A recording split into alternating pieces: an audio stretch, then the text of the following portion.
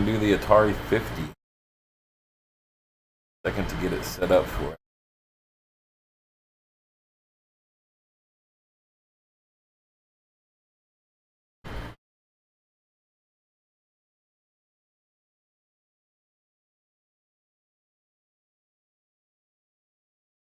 Alright, let's try.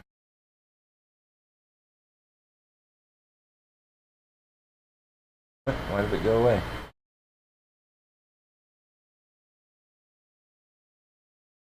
Why did that change? Give me my controller when I turned it on. Hold on.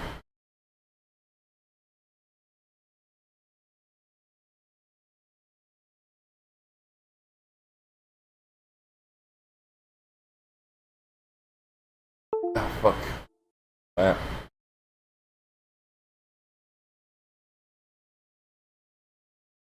I don't even know what that is.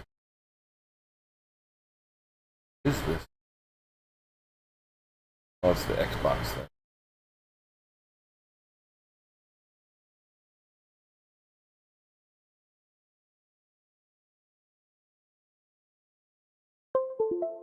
There we go.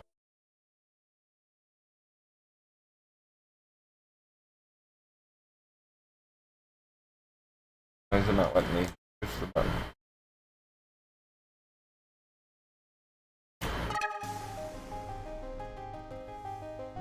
Not letting me use my...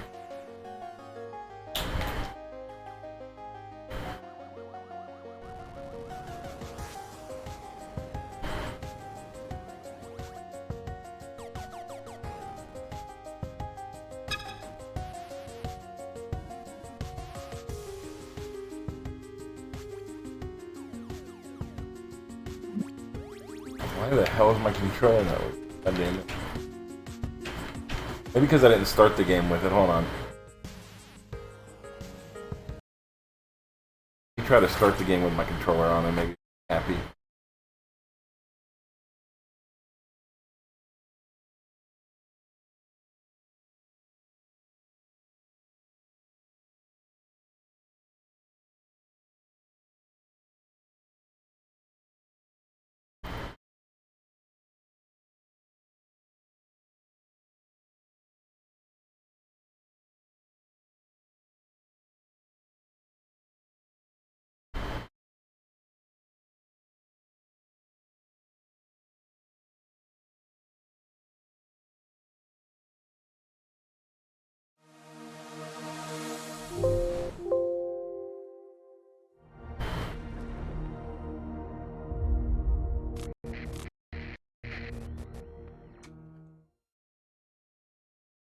Yeah, it's doing it again. Why? The controller fucking works. Why are you doing this? 100% charged up. You son of a bitch. Why? Alright, let's start DS for Windows again.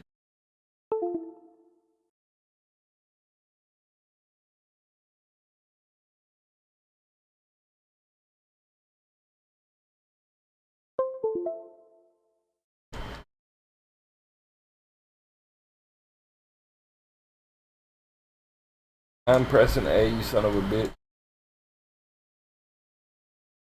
Yes. I guess we're keyboard and mouse.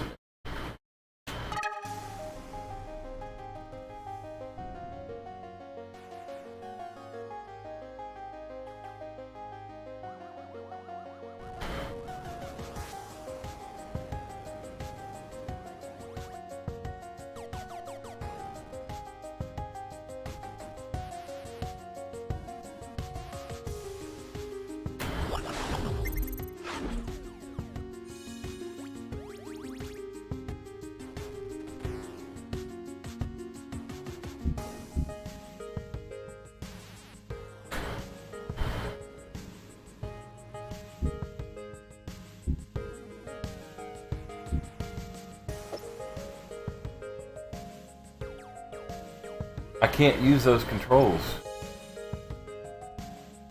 It's not letting me.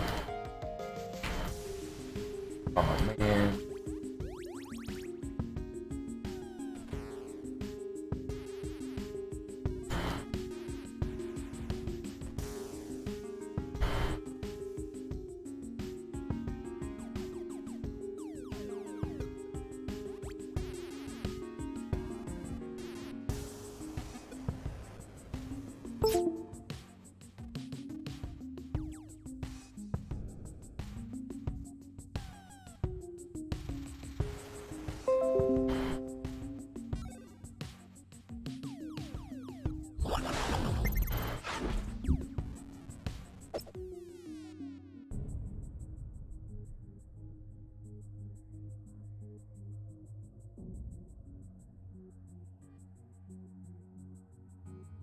Wow.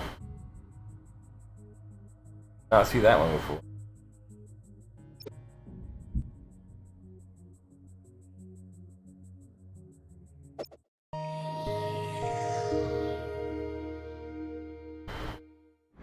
For some reason, I'm looking through the San Jose Mercury in the just random stuff section for sale.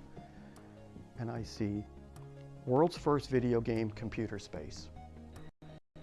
No price, just call. I'm like, wow, I'm pretty interested in this. So I called the guy. I said, so you got a computer space? Yeah. He goes, yeah. First game ever. Okay, great. What color is it? And he goes, well, what color do you want? I'm like, wow, this is getting very interesting, because who has a whole bunch of computer spaces, and who would know that they came in all these different colors? He goes, I got a yellow, a solid blue, metal flake blue, and metal flake red. And he goes, a whole bunch of other games too. Okay, great. Want to come up and see them. These were in a Quonset hut on a sunflower seed farm off of Highway 80 in Dixon, California, halfway between, the Bay Area and Sacramento. And these things hadn't been moved in, probably since 1975. And so I got in touch with Nolan and showed him the pictures and scratched his head, and then like a light bulb went off in his head. He goes, these were Ted Dabney's. These were Ted Dabney's units. This was his route. When he left, he took a route that we had, and he goes, this yellow one's the first one. He goes, I know it. That yellow one is the very first one. I kept the first one, which is a beautiful yellow computer space, and I kept Pong number 46. And we got the rest of them running and working as good as we could. We got it all for $5,000. I don't regret the purchase one bit. Not for a minute.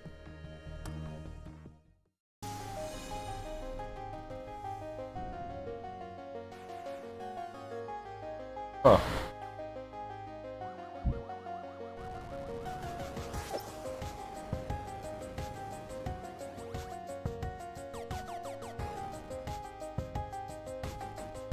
Can't see through the fucking thing. Oh.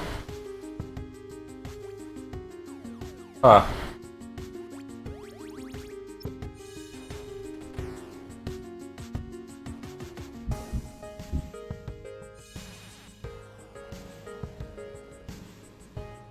Oh, they couldn't use syzygy.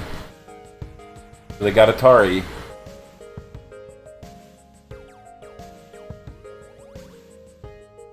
Turn from Go.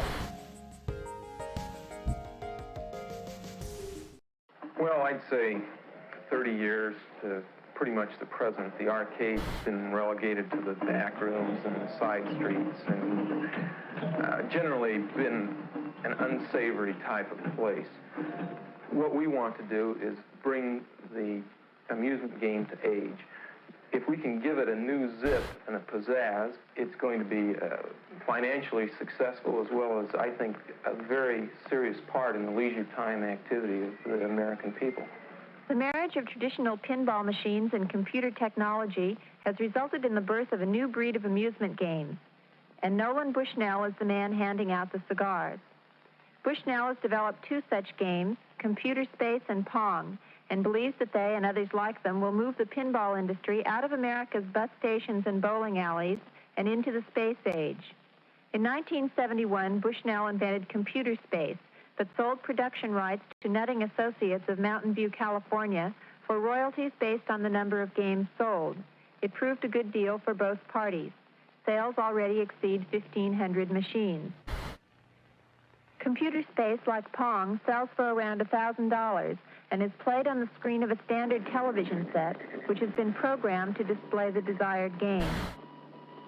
In Computer Space, the player controls a rocket ship, which is trying to shoot down enemy flying saucers while avoiding their missiles.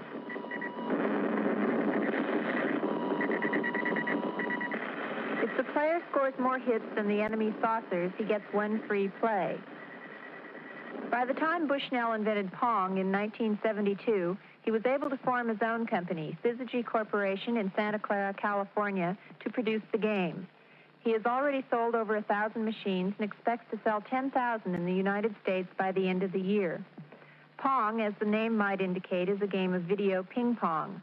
The two players turn dials which control their electronic paddles and volley with an equally electronic ball.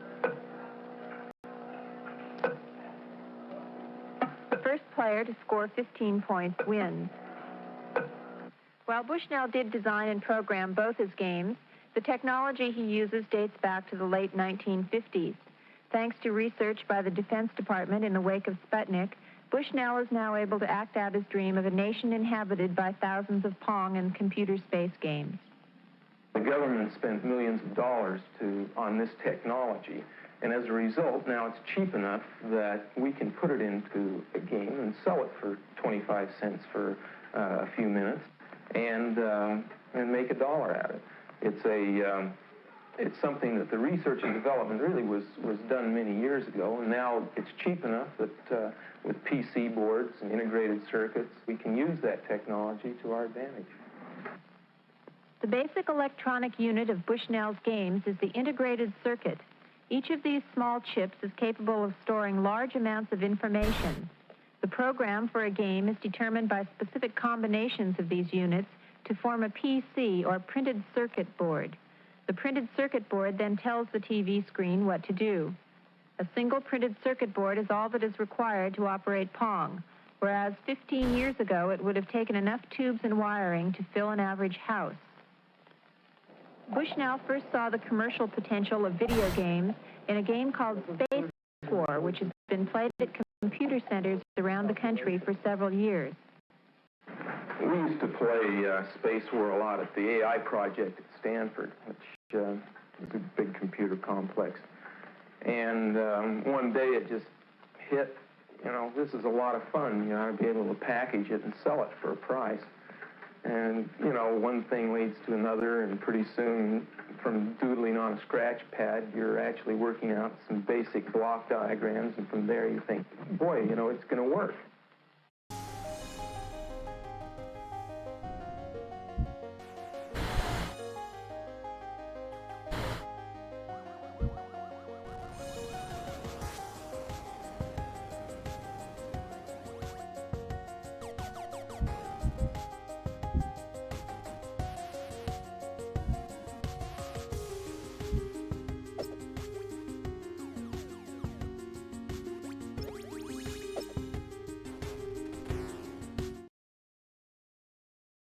How do you play? Now.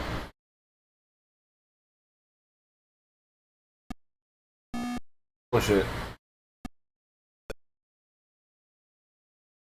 What the hell? There's no... How am I supposed to... What?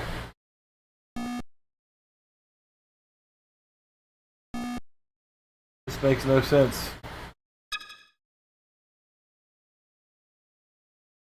Play against the computer, I guess?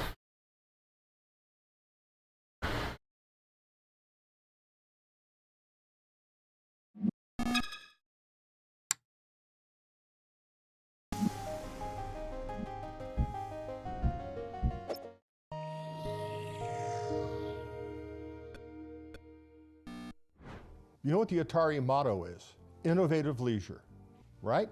Well, it didn't say innovative arcade games. It didn't say innovative video games. It said innovative leisure. It was broad from day one. I mean, Nolan always had a consumer game in his mind because innovative leisure. What was his name?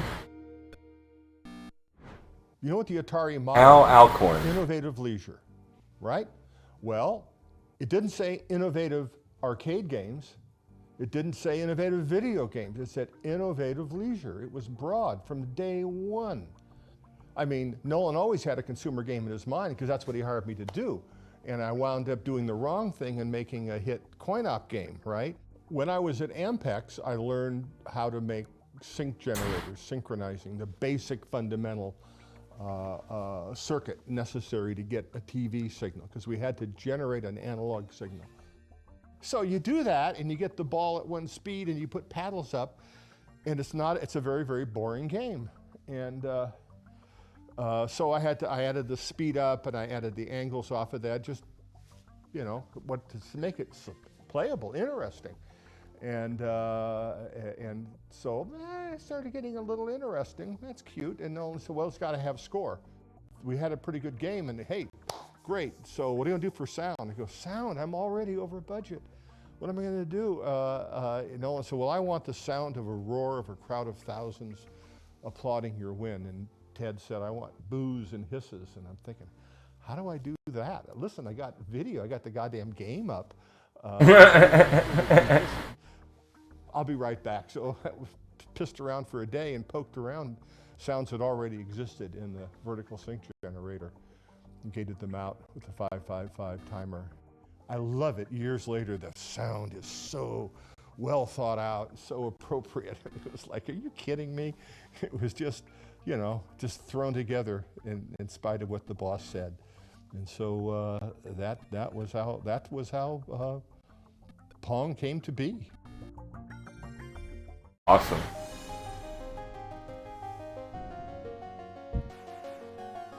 What?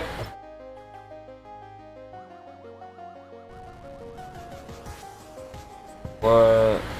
Striking attract mode. Ball serves automatically. Ha. Realistic sounds of ball bouncing. Simple to operate. Solid state TV. 1 year warranty. Dude, my buddies had this little like tabletop one. This is different. They had one that went like down on the ground, like flat. Wonder if they got pictures of it in this.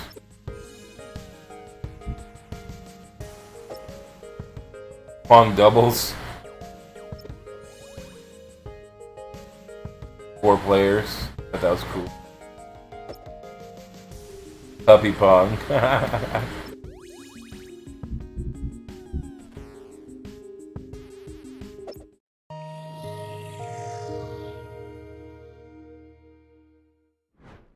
So everybody's heard the Pong story. Probably everybody's heard the Pong story, but I've heard it many times, and from Al Alcorn himself, who designed Pong. So the story I've heard is that they installed one of the first Pong machines in a tavern and let people play it as a test. Put it out into an arcade and see if it makes money. I mean, that's the market research. My understanding was Ted built a cabinet, a tabletop, simple cabinet over the weekend. And a coin mech bolted to the side of the cabinet, tabletop type of big thing was sit on a barrel. Placing a interactive video machine somewhere and having people play it was still a relatively new concept. Nobody knew if it was going to go. Oh, what is the name of the bar in Palo Alto? San Jose? No, it was Andy Caps. It was Santa Clara? Sunnyvale. So we'll put it in Andy Caps. You know, it's a coin-op game, be it fragile and humble. And so we did. Well, my memory is that he gets a phone call, the game's busted, which of course is the usual thing you get on a support line. It doesn't work.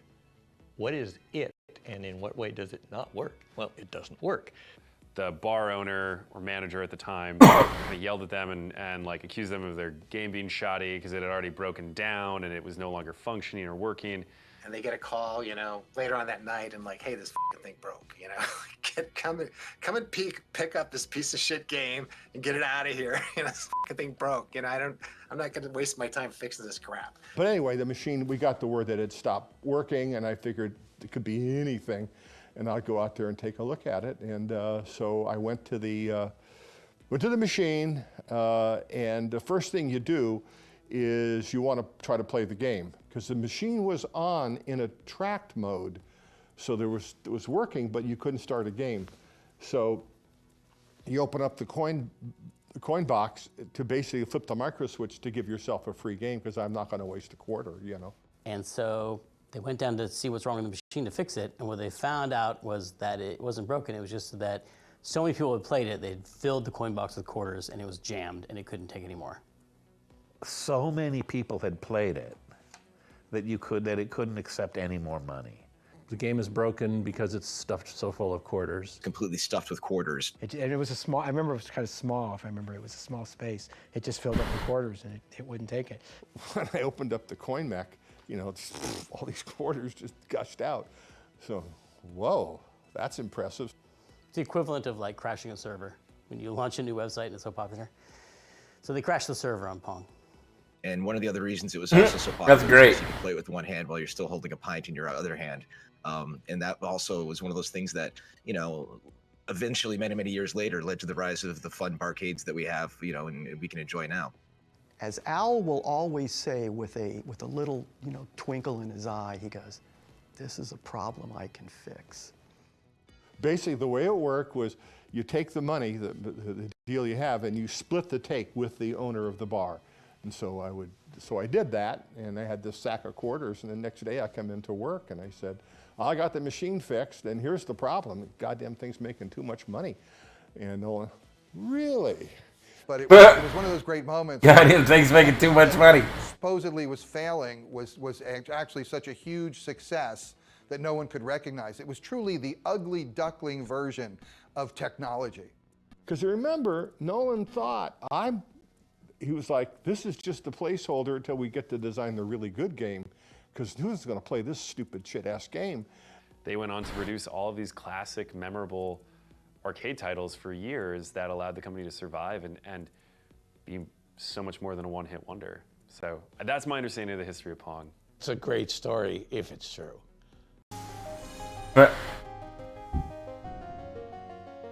Space race. Gotcha. We're in 73 now, so 50 years ago.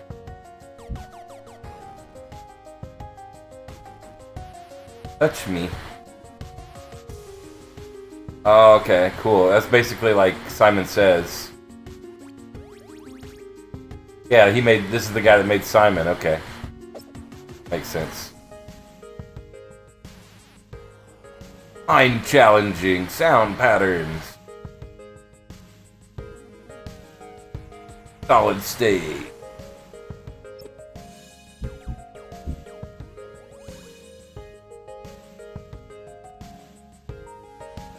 Separate company headed up by Keenan that would sell machines to elimination. Oh, that was Quadrapong. Dude, Tank was the shit. Dude, that's still one of my favorite games. Tank is the shit.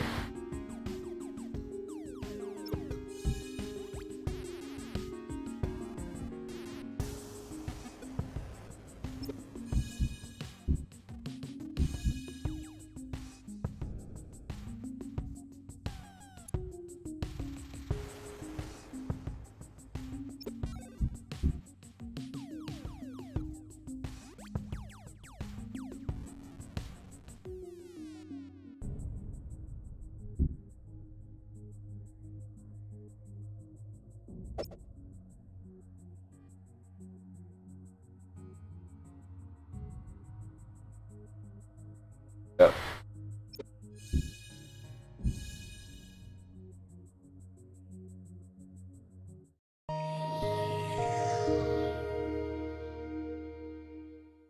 I mean, Atari really, why were they in the pinball business? You know, here they had this tiger by the tail of video games, you know, just this supernova of creativity and possibilities. And, you know, they were nailing it left and right, creating new genres every other week.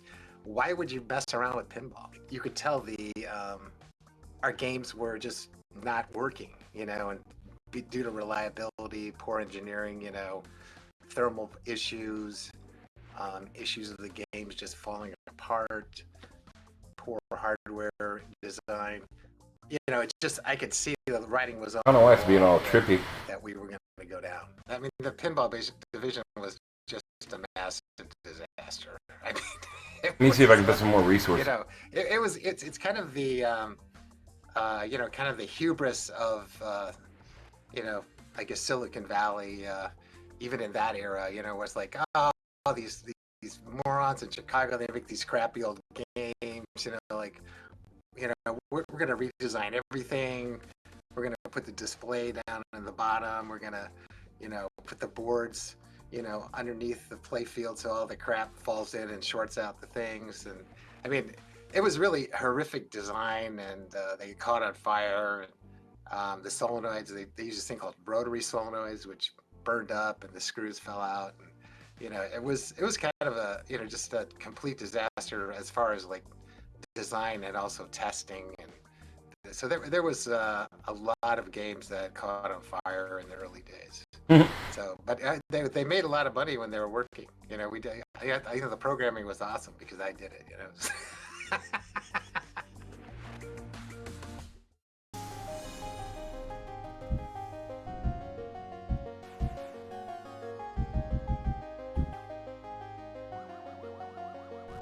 Oh yeah.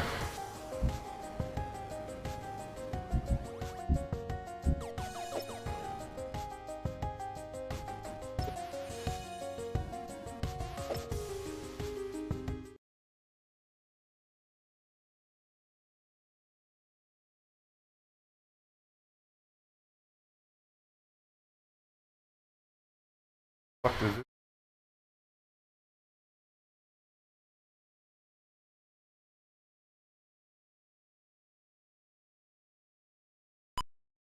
Fuck.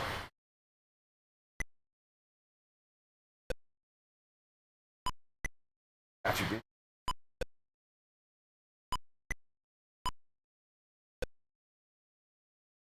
Ah!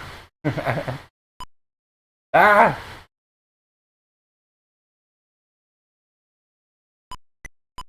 Is so it's something. One thing people don't realize about the old school games is they're hard as shit.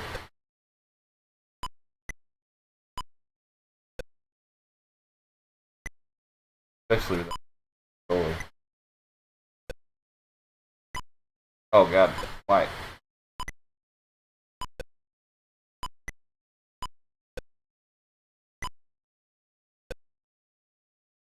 Come on, baby. There we go. I just want to get to the top and let it bounce around for a little.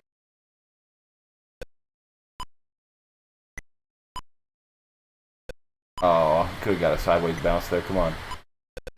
Oh, damn, we got the very rare skip a block.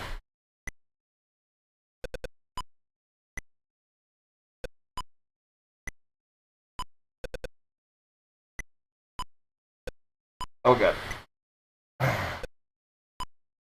Alright.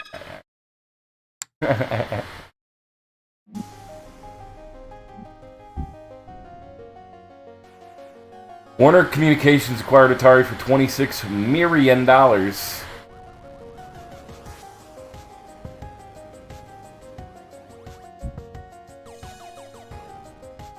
didn't know that.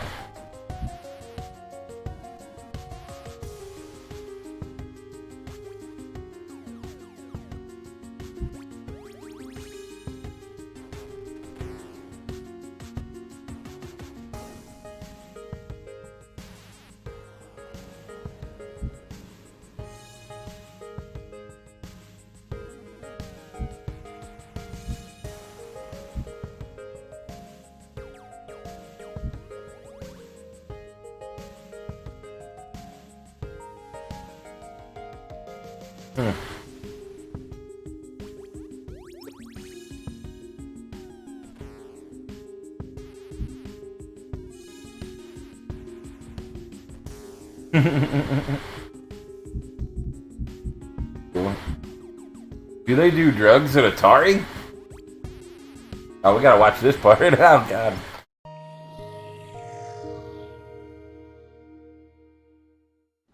You will hear stories of hot tubs in the lobby and drug use in the office. And I'm here to tell you that none of that happened in my department. We started smoking pot right in our office. Rob and I, sorry, Rob.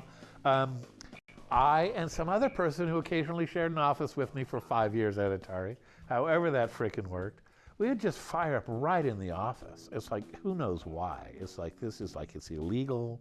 It's like, it wasn't even a sense of privilege. It was just mindlessness. I worked in a satellite office. I started in 1977, which was still pretty early. only 18 months since the 2600 came out. But there was no hot tub in the lobby of the office that I went to. There was no drug use in Atari, though I don't doubt that it was over where Howard and Todd Fry were working.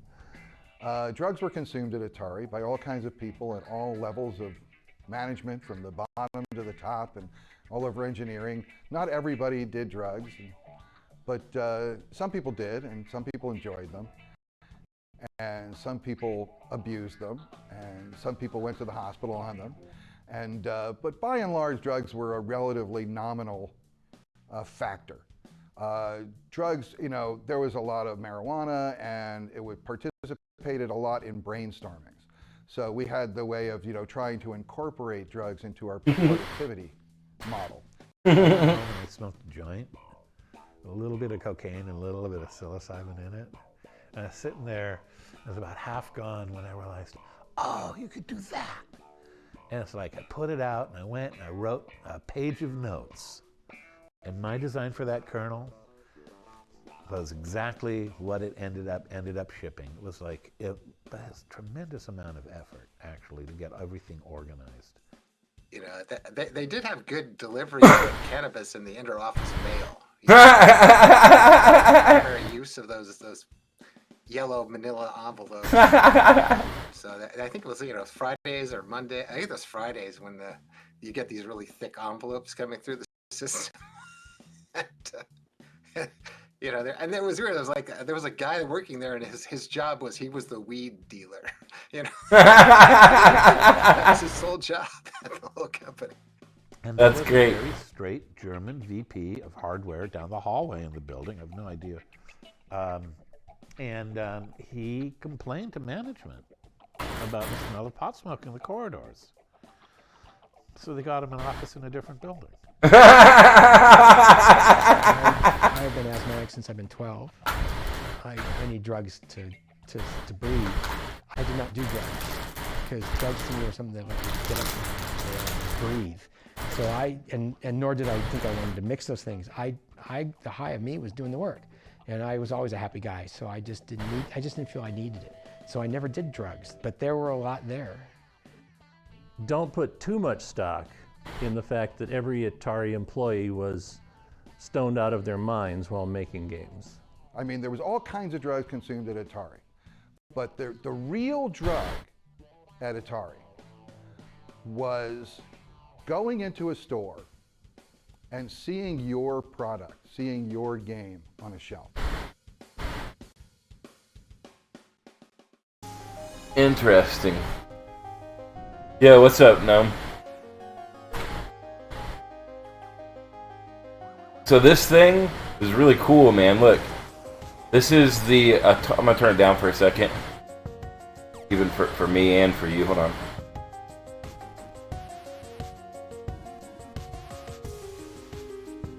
So this thing we're looking at, this is the Atari 50. So it's a 50-year celebration of Atari that has like all these little videos and interviews and documentaries behind the scenes. It's got digital artifacts, high resolution photos and art, and then you can play like over 100 of the games, going from Pong all the way up to like the Lynx. And so we're just traveling through the timeline from the last 50 years and kind of enjoying the nostalgia. Right now we're in 1976. The first time I ever put my hands on a computer in my life was in an Atari 800, I think, in 1983. My older cousin had one. He was like 12 years older than me. He was like 15. I was 3 or something. And he had an Atari that booted into BASIC with a 5 1/4 inch floppy and a big old phone book, fucking 600-page program book and all that type of shit. That was my first. Atari was my first introduction into computing, you know. So there's no limit to how valuable it was to my culture and my, you know, why I am where I am today and what I do today, you know, who I am. Atari is a very defining part of who I am. So this is like a multimodal experience where you get the videos, the games, the artifacts, and all this stuff, and you can kind of seamlessly travel through it. So it's on Steam. So that's what we're going through, checking stuff out here. An 8-player driving game, Sprint 8, with a massive cabinet with 8 steering wheels. I never got to see that. Sprint 8. That's cool as shit. Yeah, that's cool. That looks really nice. They don't even have shit like that now. Oh, and then look, there's the game. It was all ponged out where it was like a little fucking off-road style game. Dude, yeah, but they imagine if they had made off-road like this. That would have been cool as fuck. That looks cool as shit.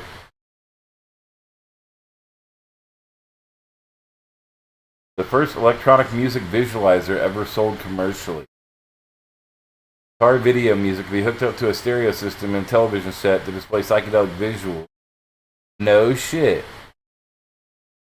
Let you adjust it. That's cool. I didn't know they did that. I didn't even know they did that. I'd like to get one of them. See what this controller did. Oh, look at all these settings.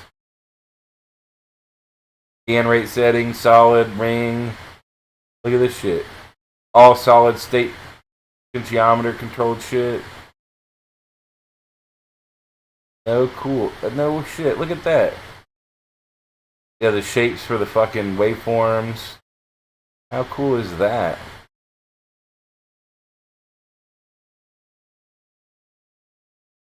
Fire truck. Holy shit. Man, that's... Dude, that cabinet and all the controls and shit's way cooler than the fucking game.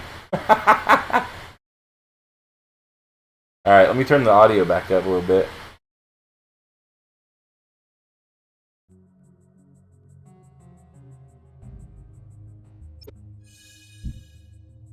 Superbug. Look at the art on this. Haha, yes, dude, he's a hippie. Look, it's like a hippie racing game. I love it.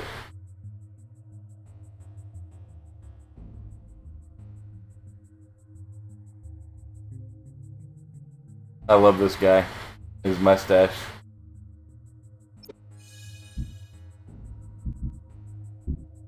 Super breakout.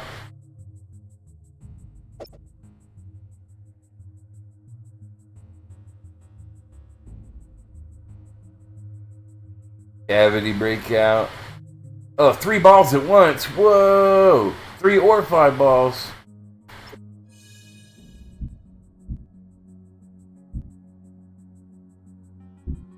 Lunar Lander, I remember that game.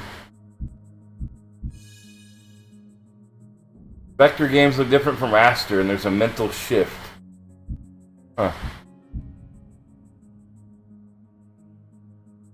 Original game developed in 2022.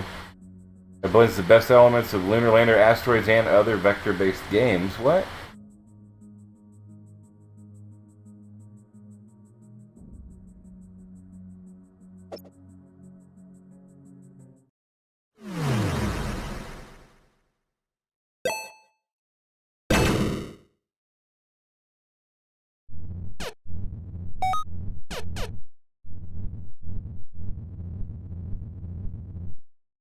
Okay. Go.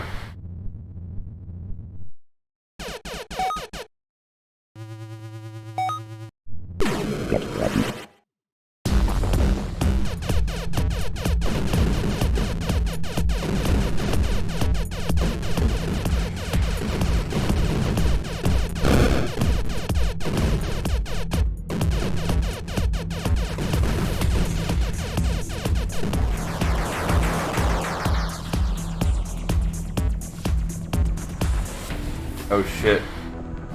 Now I gotta land.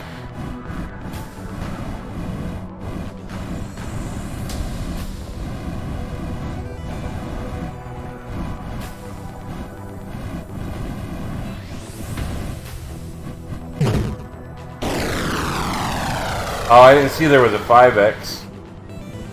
Whoa!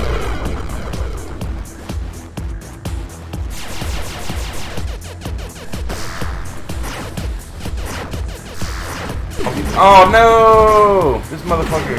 What? Oh, come on. Give me some invulnerability when I spawn.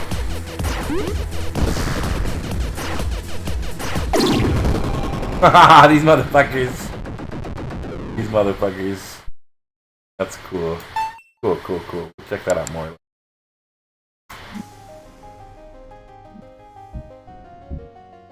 Touch me. Oh, this is the precursor to Simon. This is the guy that made Simon before it was Simon.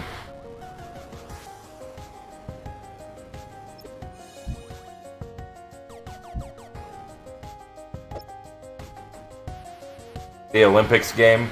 The ATARI Olympics game. Oh, handheld breakout. What? Look at that shit. Damn, son.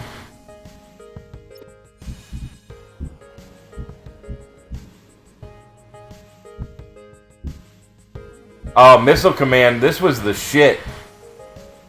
Y'all probably don't know about... people don't know about Missile Command. This was my shit.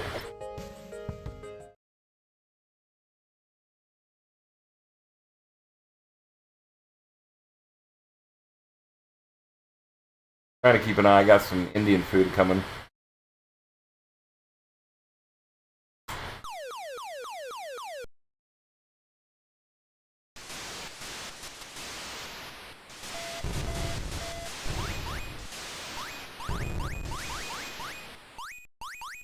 Oh, is that? I was gonna say, what the fuck?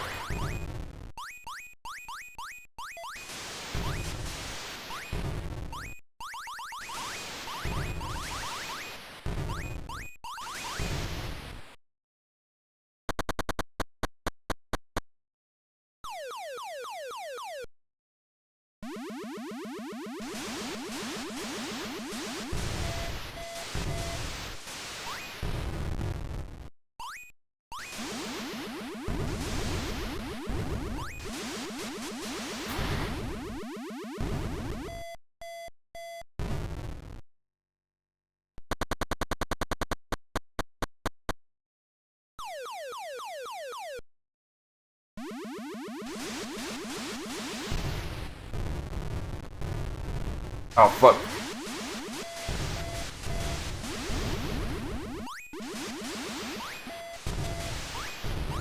Oh, fuck.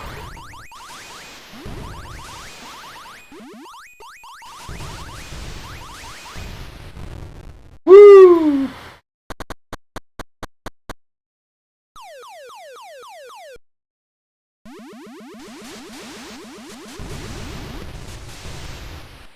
Oh, fuck. No! Fuck.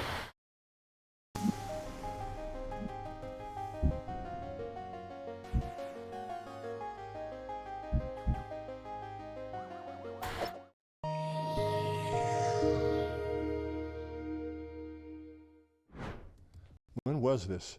1980, 81, that time frame.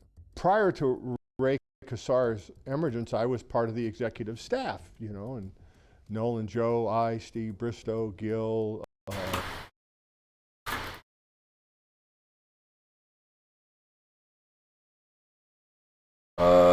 Dennis Groth, finance, you know.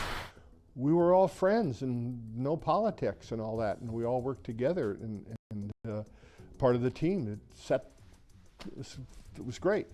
Once Ray took over, nope, it was all a closed office, and he met with all his hires from Procter & Gamble, and so I realized, okay, I'm out of this. I'm either going to have to quit because Nolan had gone, Joe had gone, Lipkin, everybody had gone.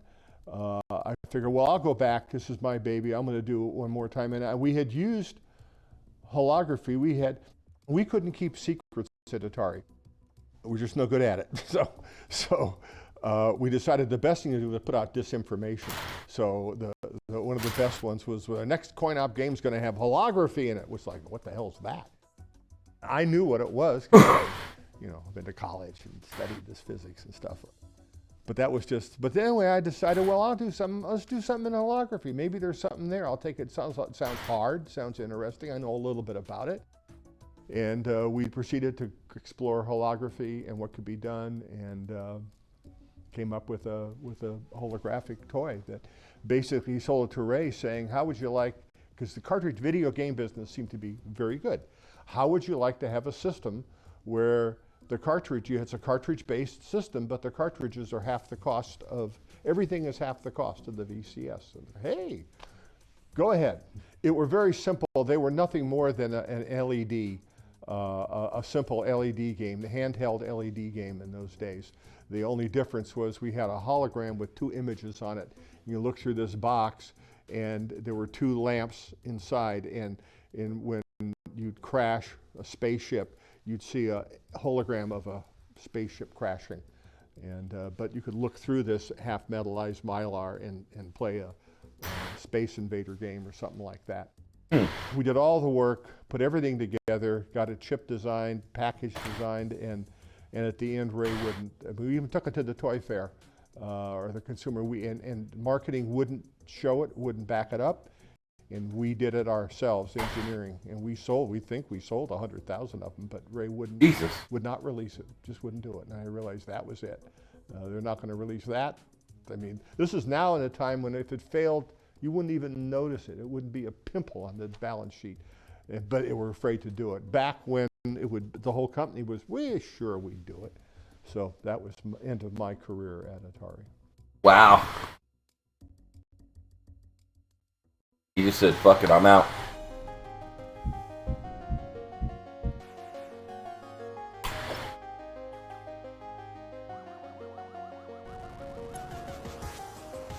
How cool. Never saw any of them.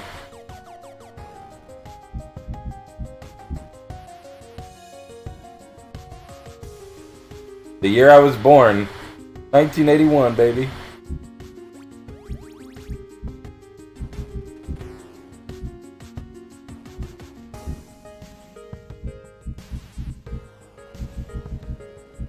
Centipede was the shit.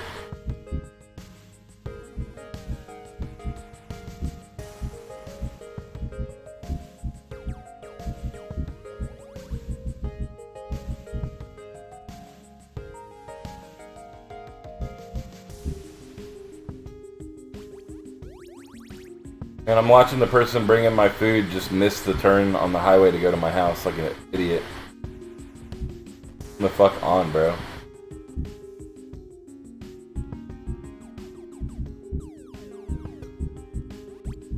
Gave a pretty good tip. It's Thanksgiving. I gave a good tip.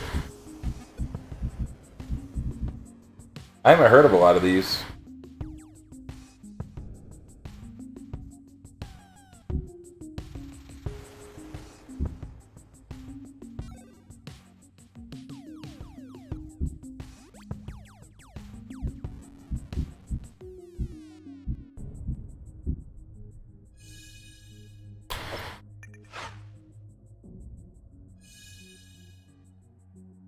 Uh-oh, console time.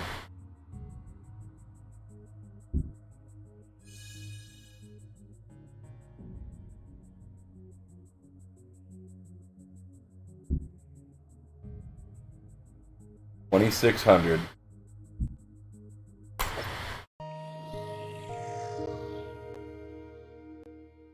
On the simplest level, what the VCS, the Atari 2600, what that is, it's a combination of plastic and computer chips that enables you to play a video game, an interactive video game on your home television, which is something that never really happened before. If you're making an arcade game, it begins as a hardware project. If you need something more in the hardware, just put it in the hardware and you can use it in your game. The Atari 2600, we didn't have that luxury. The game was already in Grandma's house. It was already hooked up to her TV. And all we could do is make a different cartridge, sell that to the person, he plugs it in. It was the thing that made video games a worldwide phenomenon. And all it absolutely is a box that enables you to play an interactive game on your TV. But on a cultural level, that's such a huge thing to do because there were 2 things that achieved that changed the world, literally changed the world. One is it put computers in homes. At a time where IBM only had about 10,000 PCs sold altogether. Atari had millions of units installed, and every one of those was a computer in the home. The other thing it did was it created an interactive medium with television, which was always a passive medium. Before video games, people were just zombies sitting on the couch watching TV. But video games turned people into zombies jumping up and down on the couch yelling at the TV. All right, I gotta go outside for just a second.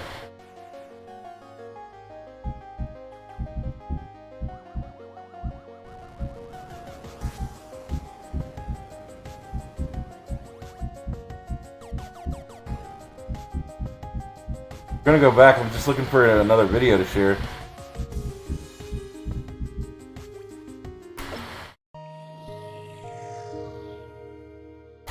Here.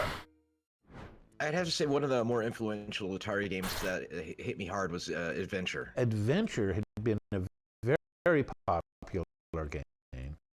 Adventure is related to really a nerdy game. It's related to like text adventures or to Dungeons and Dragons and many of the other things, any of the other intellectual property or content on the 20th. Games were just like kind of shooters and, you know, combat and whatnot, things like that were very simple. But Adventure really broke the mold for what the 2600 was capable of. But one of the most, like, I feel like magical, impactful moments on me with the Atari games is that we got Adventure. And I saw the cover at the drugstore, because that's where we had to buy video games, at the drugstore behind the photo counter. And we got it home. I was so excited to play it. I just didn't read the instructions. I just ripped it out of the box and like played it and started playing it. And I was like, I'm this dot, and there's like, you know, the duck chasing me, and I got an arrow, and I can't figure out what's happening. He ate me. Oh my God. The weird thing about Adventure was the dragons were supposed to be dragons, but they just looked like ducks. I don't know what they were thinking there. The bridge and the bat, and it was so baffling. I really loved that experience of somewhat confused experience, and I feel like that's actually something I love still in games now. When there's that moment of like, what the? Where you just get games can do that. They can just surprise you, and they can make you feel really bewildered. And then as you slowly figure out how they work, that's part of the pleasure of them. I think is that not knowing what to expect in them. So that moment of being surprised by Adventure is really stuck with me. Another thing I like about Adventure that I try to incorporate is that feeling that the game is really alive. The characters who are in that world live even when you're not looking at them on the screen. Like when the dragon or the bat flies on the screen in Adventure, you feel like it's been on a journey. It's been somewhere. Oh, the bat went over and it stole the shield. It stole the sword, and now it's in the room. It's like you don't feel like it would just spawn in that room. It's been in another room doing bat adventures. And what it provided for me was a sense of mystery and exploration that would later influence the 2D adventure games that I would make that would help launch my career.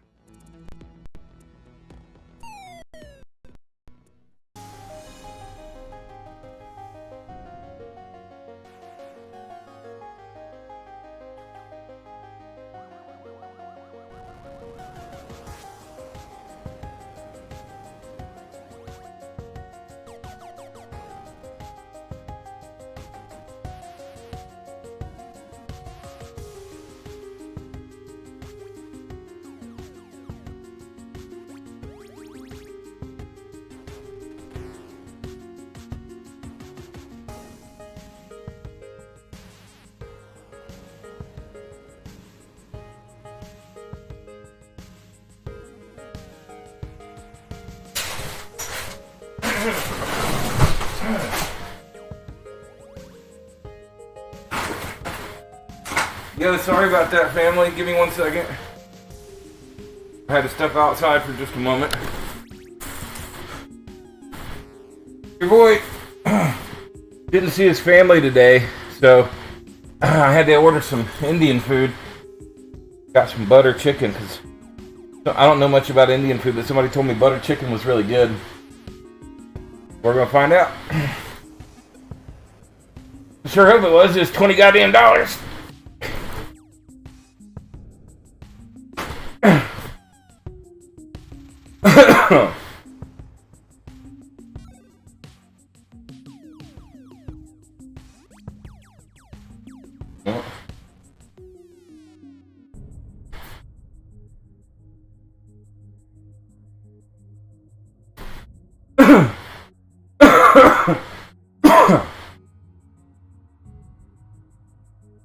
Okay. Let's see here. I was trying to find a video real quick, so we skipped past a bunch of stuff, so we're going to go backwards for a second.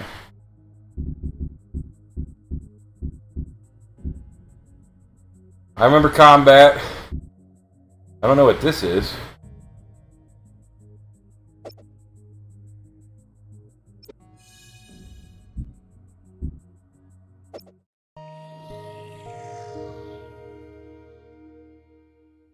The entire reason that Atari created the Atari 2600 home console was to put their arcade hits into the home. If we can sell home versions of our arcade hit games into the home, we can sell millions of them instead of just take thousands of people who go to arcades. And so the hardware was designed to make it possible to play Tank and Pong. That's about all that they did in hardware. So the distinction is this. Coin Up gets to use more expensive hardware. They get to use tons and tons of hardware, and they get to refresh their hardware all the time. I had played an Outlaw-like game in the arcade. I think it was Midway.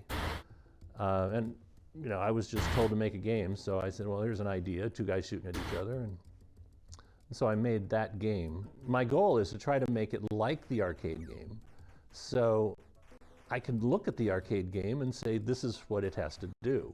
So there really wasn't any need for me to have communication with the arcade guys. I'm particularly proud of the Atari 2600 Canyon Bomber because it also has the Atari arcade game Depth Charge in it. So it turns out that in a 2K byte Atari 2600 cartridge, I simulated both Canyon Bomber and Depth Charge, which were probably $3,000 arcade game hardware. When I was young, when I was little, I remember there was this drugstore, and in their comic book rack, they had these abridged versions of great literature. You'd read it, and it was the whole story of Treasure Island. Okay, cool. I'll take your word for it. That's what they told me, Gnome. That is what was going to happen. When I did Donkey Kong, I had... Also... Not surprisingly, thanks for chilling with me. I don't know who all's here, but we're just going through some nostalgia and enjoying some, like, the beginnings of gaming. I think this is really appropriate on Twitch, you know? The beginnings of gaming, checking out some games. Really, I'm to be honest, I am way more interested in this kind of background content of how it all happened than I am of playing some of the older games, because I already played those until my fucking, you know, fingers were numb when I was a kid. So I don't necessarily, I mean, I like the nostalgia, but I'm really more interested in this background information, you know, these little interviews and stuff, because like we didn't know all this stuff. This is all the wizardry and the magic that was going on. Okay, how about now? Is this better? I had my fan on. The fan is probably... It might be the fan from the computer. Fuck. Hey, look. I can't... Where's OBS?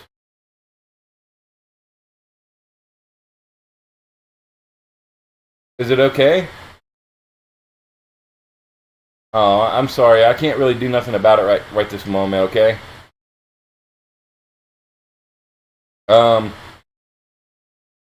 The thing is, I'm really more interested in this background info because this was like the wizardry that was going on behind the scenes that, you know, as consumers, we just didn't have access to any of this kind of knowledge and this kind of what was happening, you know, behind the scenes. And this is what's more interesting.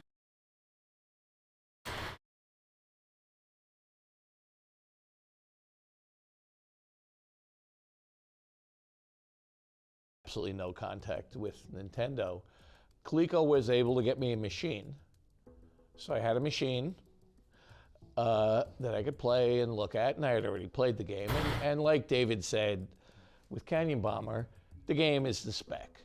Frankly, the hardware is so different in its capabilities that I can't think of any value I would have had getting in touch with anybody at Nintendo. It's like talking to the guy who created the Porsche Carrera about making a bicycle. I mean, it's like, there's not a lot there.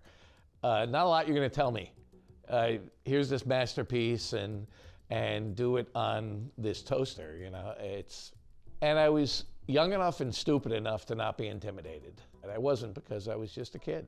And I was like, no big deal.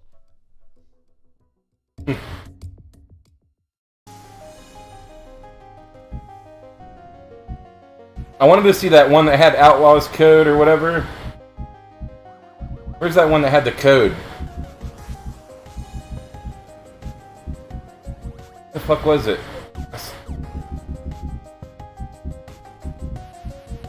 Saw it when I was inking through here. There it is. The code for combat. This is it. That's it.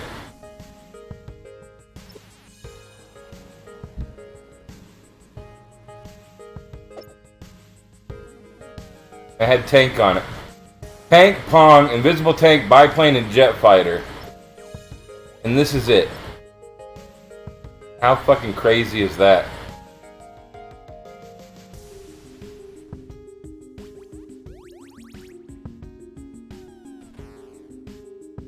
I want to get a screenshot of that.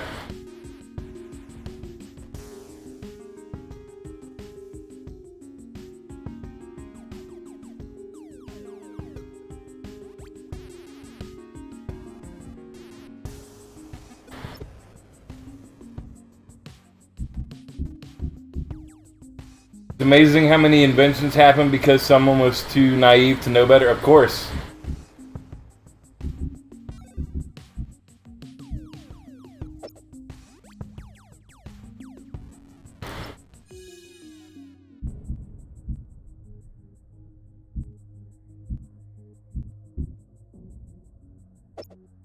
Don't watch TV, play it. Ah. More fun. Activision. Whoa, here we go. The beginning of Activision.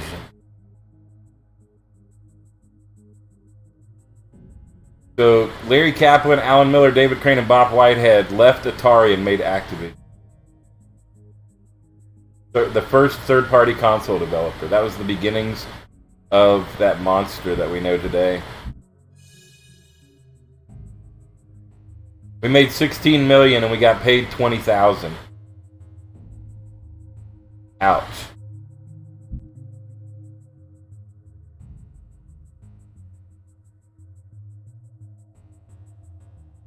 Turns out they were completely irreplaceable. No shit.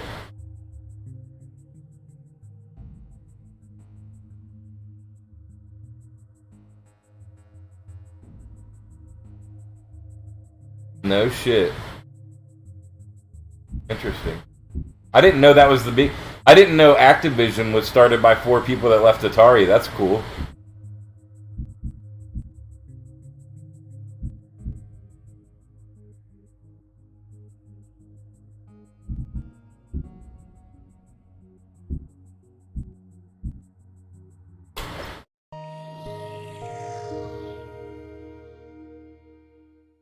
So one of the first questions they asked me at Atari was, what do you want to work on? So I just said to him, I said, what's the dirtiest, most basic elemental system that you have? And he goes, oh, well, that's the VCS. And I said, well, that's where I want to start. I mean, the constraints on the programmers were worse than I ever even imagined were possible. 2600 doesn't draw a screen. It doesn't draw anything. What it does is it has these little logic devices, these counters and shift registers that say, this is the start of the screen. This is the left side of the screen. The electron beam is moving to the right. I'm going to count. I know how fast the electron beam is moving. I'm going to count until the electron beam is somewhere on the screen, and then I'm going to change the color on the screen. Oh my God. Bit. There's only one console where you have to think about the electron gun moving across the screen and what machine cycle you're on and when you can show stuff on the screen. And oh my God. Fun and unique and annoying challenge that I... Yeah, right? It's the most fun I've ever had making a game. What do you say, Dave? Fun might not be the word. You know, it is the most challenging thing you could do. When we were doing it at ATARI and at Activision, there were fewer than 100 people in the world who could do what we were doing. And that in itself was, you know, very positive, very uplifting. It's really a sense of accomplishment. If you can create something that, you know, 1 million people love on this horribly limited piece of hardware, you could do anything. You know, have a sense of accomplishment.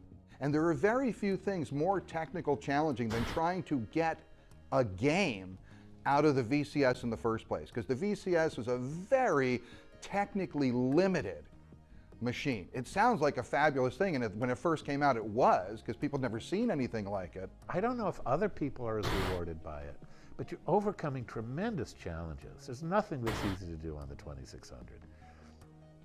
And you're winning, right? I love winning. And the other thing that's fun about playing them still is that they're all 60 frames a second. They have to hit that or the screen won't draw, you know? So they're all even much better than I think consoles that came out a few years afterwards. They all feel really fast when you play them. No Atari game has any sort of lag. Yeah, Atari is very smooth. Option to have lag. It's like when today, in hindsight, people criticize the first screen of Donkey Kong on the 2600. When I finished that screen, I thought it was a miracle. And you get people on Facebook today saying it's the biggest piece of junk I ever saw. And you just have to understand the perspective of where you were at the time. The programmers that worked with that machine were magicians.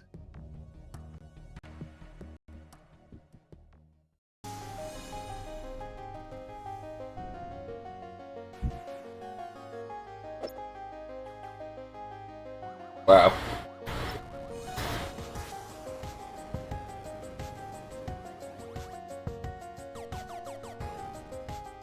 $128 bytes of RAM. 128 bytes of RAM.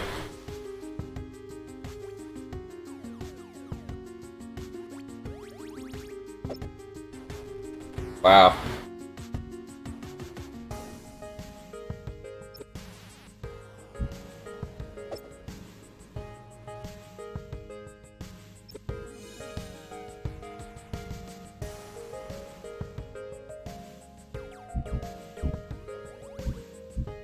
Missile Command was the shit.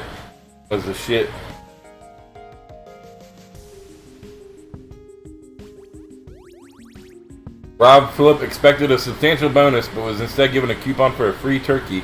This led him to quit Atari and co-found iMagic. Oh my god. Oh my god. Oh my god.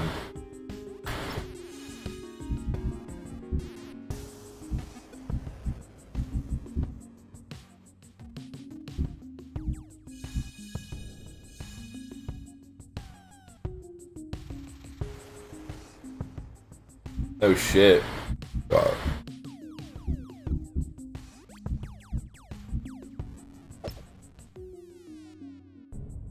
Trippy.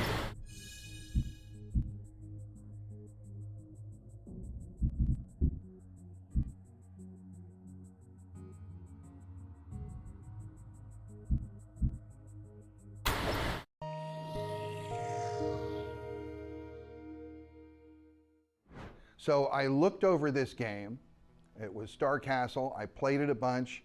I thought about it on the VCS. I looked it over and I realized, holy crap, this is going to suck. This is going to absolutely suck. And I could not afford to have my first project suck. I did a little preparation, and then I marched myself into Dennis Cobal's office, and I said, look, instead of doing this, I'd like to do this. This is something that I think uses some of the basic game ideas, but I think this is something that would work on the system. This other one won't work. And I just made this little presentation to him. And to his credit, he said, okay, you know what, go for it. The first thing I put up on the screen was an animated character. Most people use a block because they want to start working out their game mechanics and stuff like that. I put up an animation. That was the first thing I put up on a screen. And people would go by and they go, wow, that looks cool. What does it do? I'd be like, nothing. You know, that's what it does. There it is. I said, I'm still working on it. Don't worry. It's like, and then it got to the point where it was time to actually play it and have some of the stuff. So I had achieved my goal of trying to make something interesting, and it sucked as a game. And I was exactly caught in the place I didn't want to be. So what I did was I started taking feedback, which was extremely painful. To hear people telling me how much my game sucked. The only thing that really made it tolerable was that I wasn't so self-deluded at that point that I didn't realize it sucked also. Until I worked out making some of the changes and getting it through, I was in very bad shape. And I was feeling some very negative feedback from some other people. And I was feeling, you know, I'm usually the person who's hardest on myself. And that was a tough time for me. And I had to get through that before I could hear what people were saying and start to work on it. And I had to release myself from, but I have to have this, but I have to have this. You know, as a therapist, I always catch people when they say I have to. I always love people say, you know, I have to, but I have to do this. And I always stop and I say, look, you don't have to. Obviously you don't have to because you're not doing it, right? You don't have to, but you could, but there's probably a reason you're not. And the reason I'm able to give that lesson to my clients now is because I had to get over that. I had this have to that was making things not work. And until I could let that go, I couldn't make the game succeed. And when I did, it forced me to think in new ways, to think outside the box, and to go come up with some other left field solution. And when I made those changes, then suddenly yours was really good. Huh.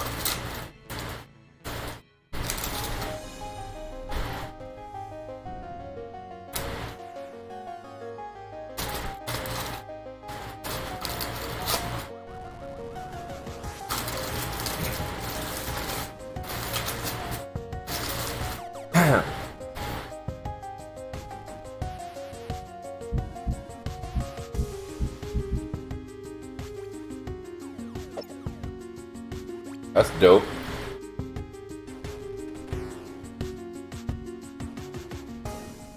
Fucking cool as shit.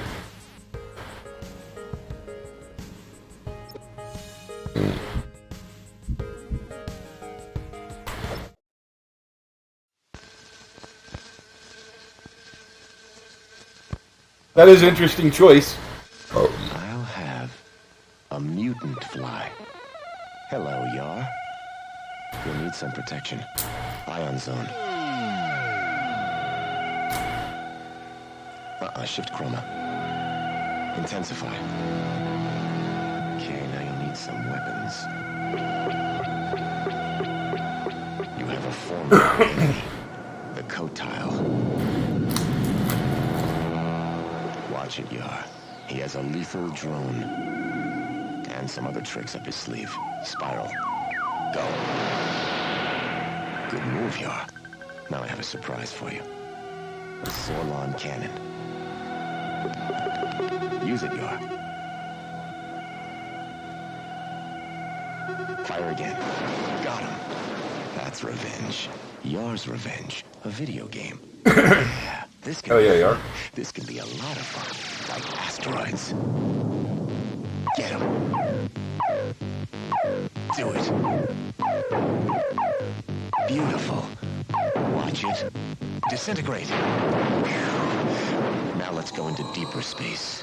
Galactic map. Sector 11.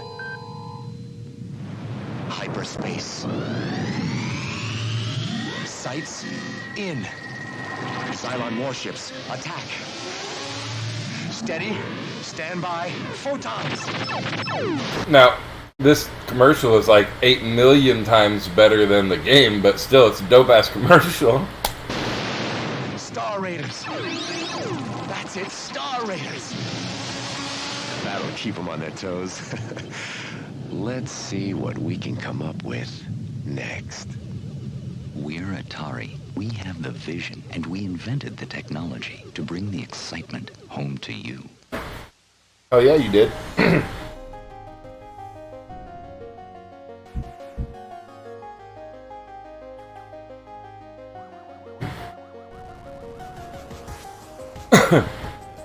Nice.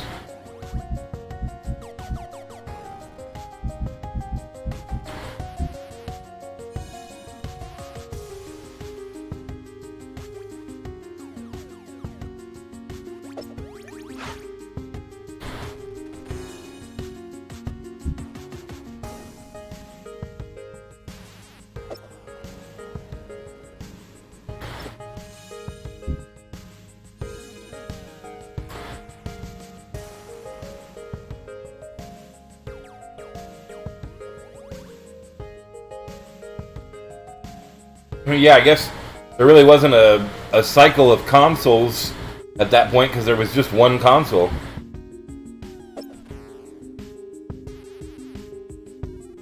Coleco. Dude, I remember there was like a time period in the 80s where there was like Coleco, Colecos and like Intellivisions and shit. Like when you would go to a hotel, like there would be a fucking Intellivision hooked up at the hotel that you could play and shit. Different stuff like that, I remember that.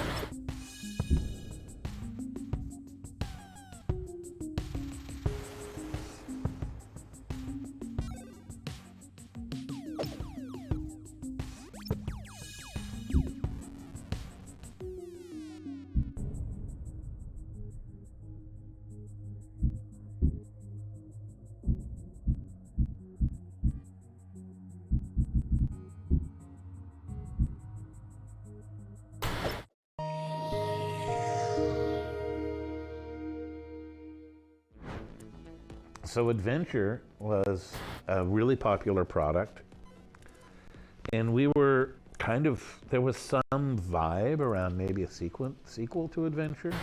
And somewhere in there, I got the idea of doing a series of games that were contests with comic books, with real prizes made by Franklin Mint.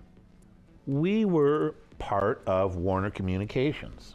And somewhere along Try to leverage that, yeah. We had started to be doing bits of comic books with the games. And because Warner Communications owned DC Comics. Oh, nice. Warner Communications, I happen to know, I don't know that anyone else was paying attention, also owned Franklin Mint. Right? Franklin Mint being a collectible company. I don't know, they made plates and little figurines and stuff. I know, and medallions, and not my scene, but it's a This is my favorite guy, this Fry guy, because he lives up to his name. He's the one that earlier was talking about smoking weed in the office and doing cocaine and eating mushrooms and shit. Creative world.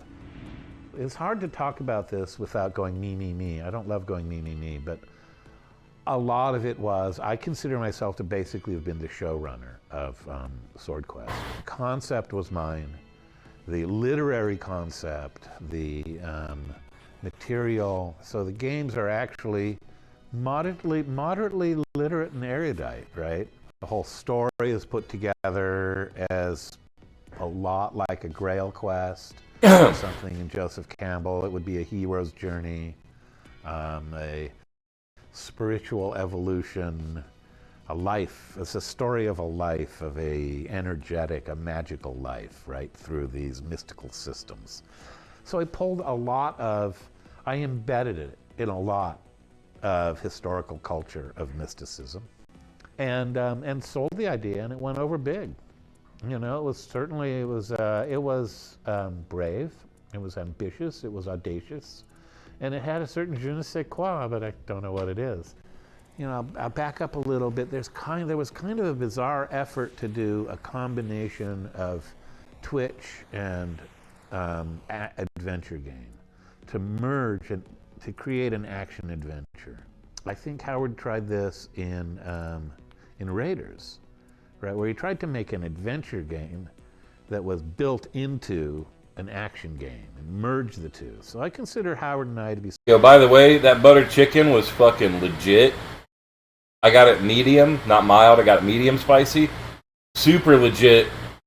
The rice was excellent, and the naan is the best naan I've ever had in my life. I don't know what the fuck they did to make it that way, but it's like soft and puffy, but then also in some places it's thin and crispy. Oh, it's so fucking good, dude. I'm sorry, but I didn't have any regular Thanksgiving food today. I just want to take a moment to be grateful for this amazing Indian food. Fucking holy shit. Some of the pioneers of action adventure. Got to say this in a certain way. So you'd play this action game and maybe get a clue, a prize that you'd add to your inventory. And if you had that in your inventory, then you could unlock, then you'd be on this map. You wouldn't necessarily see the map, but you'd be inside a maze, and a door would open in the maze, and there'd be another action game there. And so it was kind of like a first-person adventure with action elements. That was basically, and you know, I gotta, looking back at it when I say it that way and knowing what was in the times, it was very audacious. And it was actually very creative. It was really, you know, it was really Yeah, even to this day, you don't get a lot of multimodal games, so that's kind of nice. cool.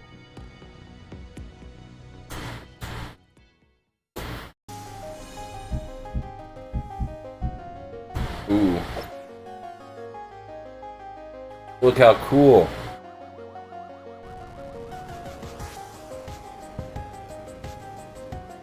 $150,000 in prizes.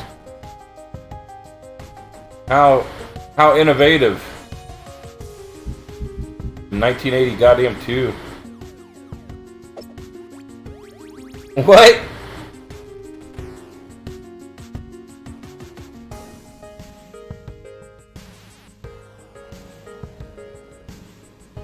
What?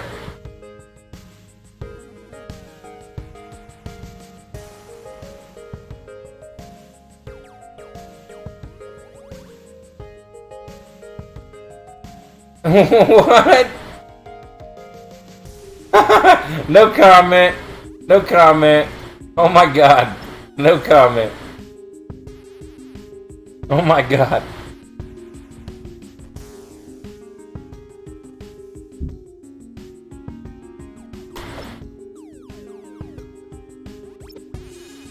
Oh yeah. That sounds fuck. I saw you talk about that tiramisu earlier. Baby.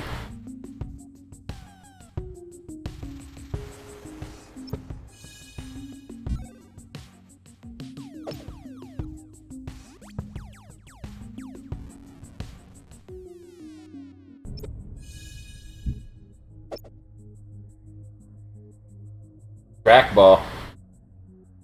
Ah.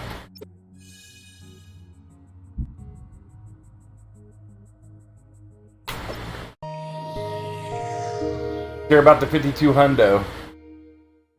The 5200 was a tragedy. The 5200 was a good idea gone horribly wrong.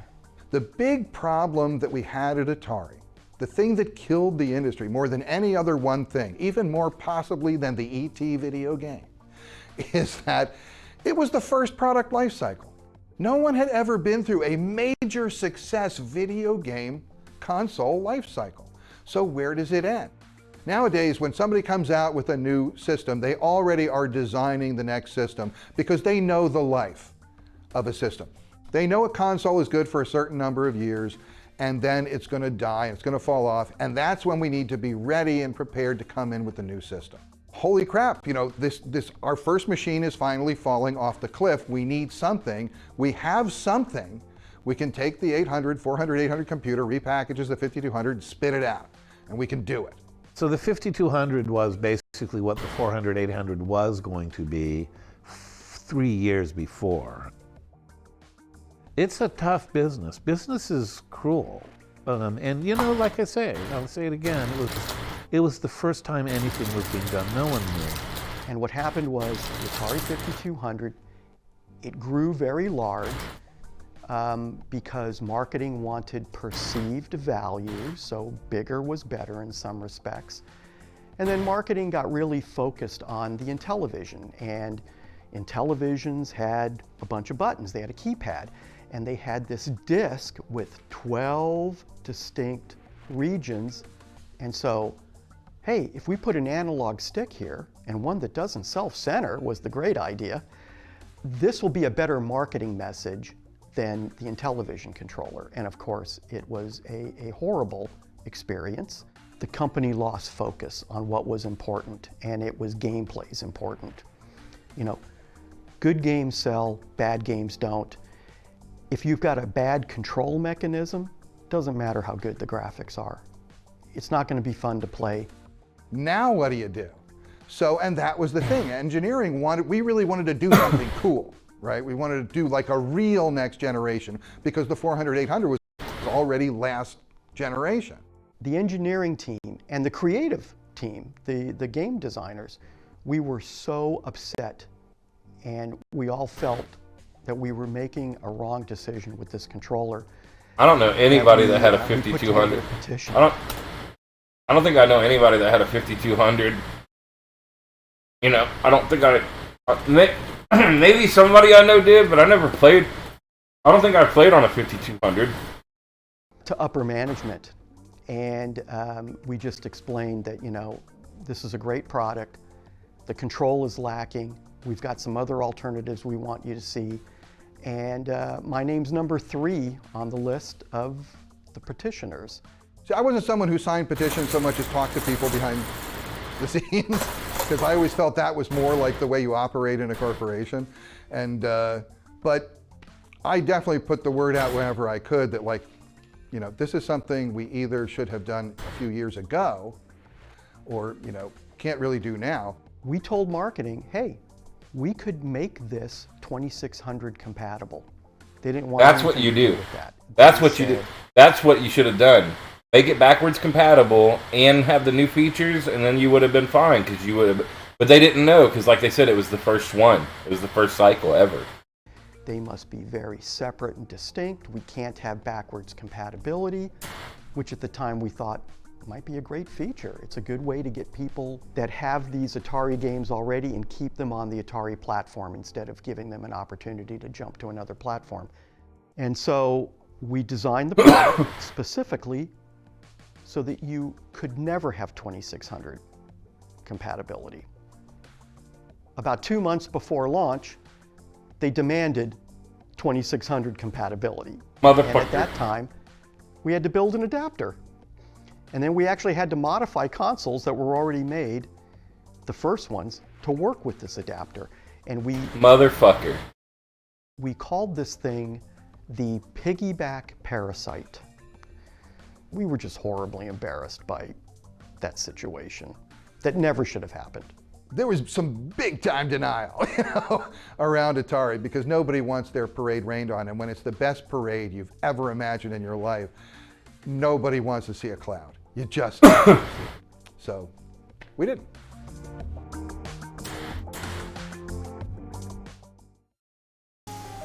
Man.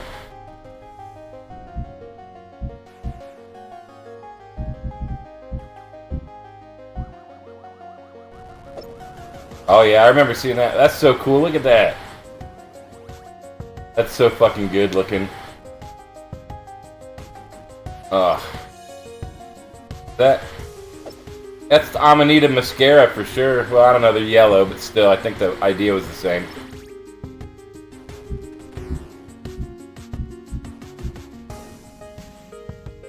Wow.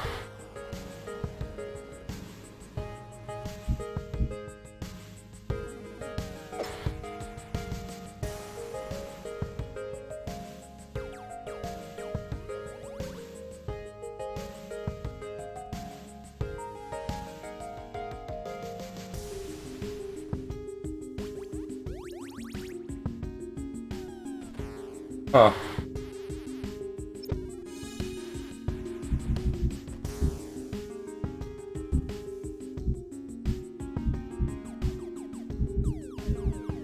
'83.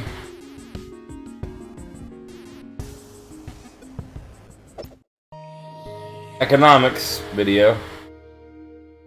I didn't hear about the crash of '83. When you have a tragedy, and I do believe that the fall of the video game industry in the early '80s was a tragedy. It was a tragedy to many, many people. It changed a lot of lives.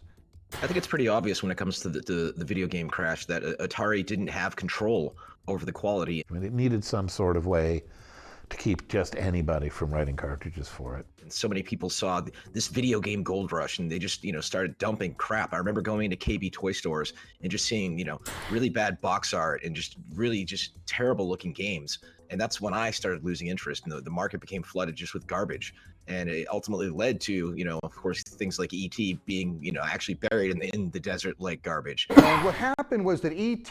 became the face of the crash of the video game industry, and iOS was the butt behind the face. That's kind of the way it went. Greed and hubris, that's what undid Atari. If they just had worked more from a place of like focusing on making great games and delivering great games to the customer instead of like, how can we maximize revenue, I feel like they'd still be a huge powerhouse today. Actually, Warner did not understand technology, didn't understand the consumer marketplace, the video game, and Ray Kassar, I think was afraid of releasing new product because it might not be as successful as VCS. So that's a sure way to fail. I regret that we didn't have a new console by '84 that would have made it so that Atari continued to be a really viable business. We never, ever got down to ever having any process by which we could come up with a better system. Even to this day, I think people do believe that like if they just released like the 52. What did you say? That guy looks like Zeka Sedningen? I don't know what that means. The Chaos in the streamer, the Chaos Engine. I got you. 100 earlier, if they released the 7800, or they had done different things, they would could never have they would have survived the crash a lot better, and they would be like a powerhouse today. Like as a kid, I didn't know much about business, but I just felt like something was wrong. No one knew anything. Certainly no one knew how to replace an existing console with a new one. The real one-liner about why the game industry crashed and went away is that it was a first product life cycle and nobody knew what to do. That makes sense.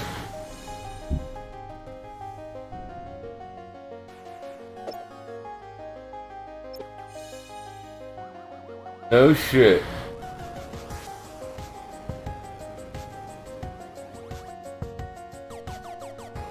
I did not know that.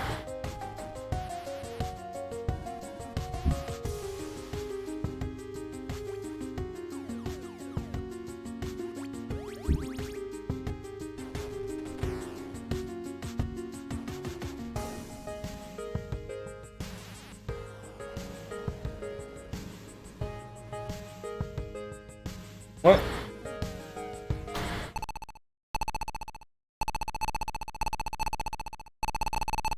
How do you play?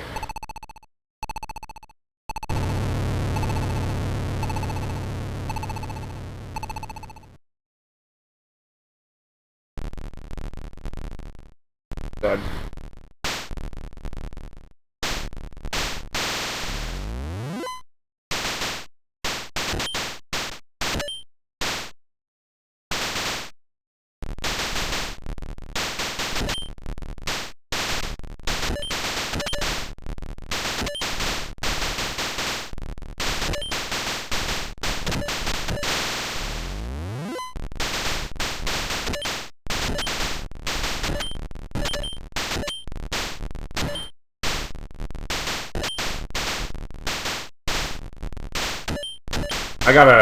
I got a bullet glitched on the screen. Whoa. This is cool. Ah! Look. Motherfucker. I don't know how to kill him. Last life. We're dead. Oh! Gonna murder us! Nice. So this game never got released. This was the prototype that was almost finished. That's interesting.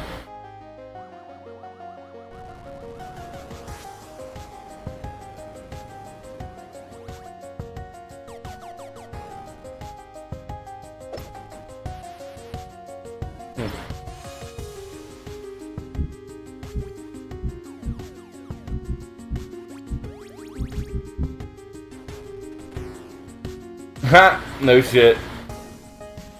How to convert your controller to left hand? Huh. Basically, they just wanted you to change around the... Whoops. They just wanted you to change around the way that it was positioned. That's funny.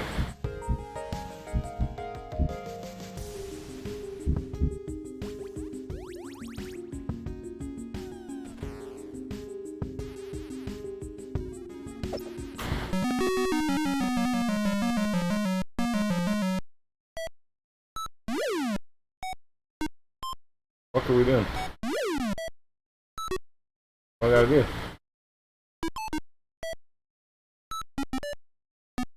Oh, I gotta get the Pac-Man shit.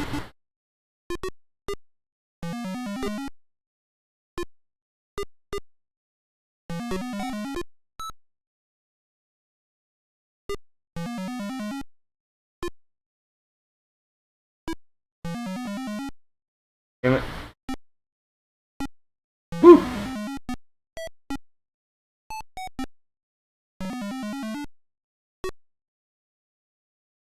Damn it. What's up?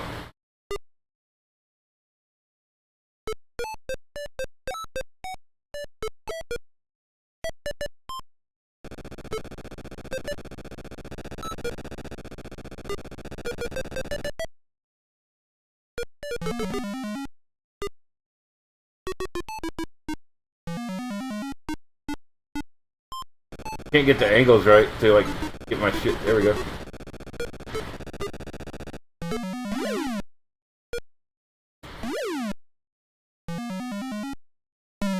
Got me.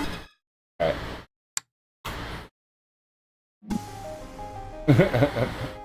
We're at 84, FYI. Oh, you've seen that documentary, have you? Interesting. I knew I wasn't gonna be able to keep working at Atari, and the layoff package came, and that was the saddest moments of my life. Yeah, I bet.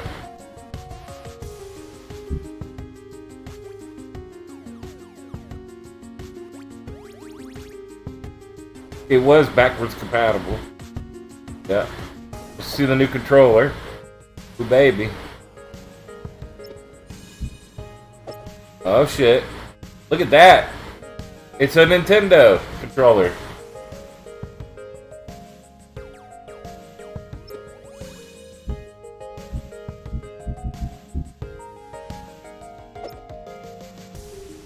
Little mini 2600.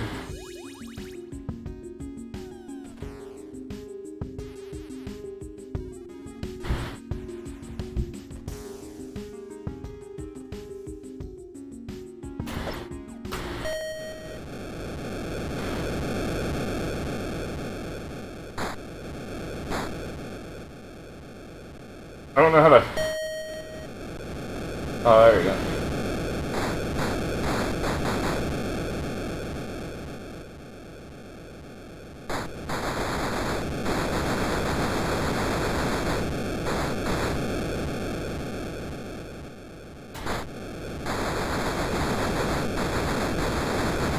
Oh, he's going down.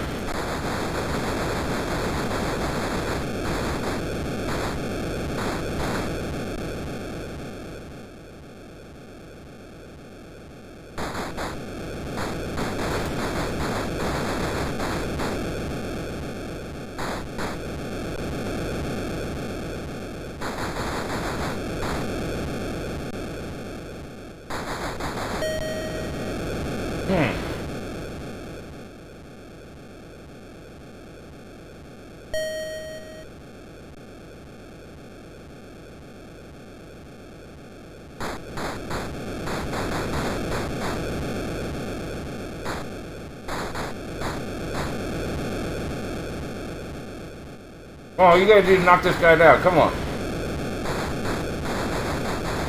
I'm beating the shit out of his head. Come on.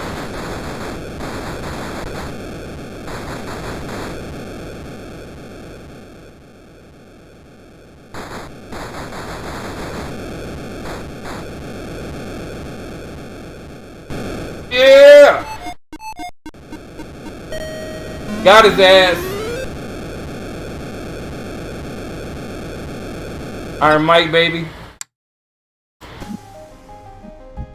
Wait till we get to karate. That's my shit. Karate is my favorite Atari game by far. There's this funny time period in the history of, if I wrote a book on the history of the video game industry, there's this funny time period where we had left Activision and we went from this fabulous AAA office complex, beautiful. We had more space than we needed by a factor of 5, and we went to the most horrible office in Midland Park, New Jersey, in the basement of an optician's office.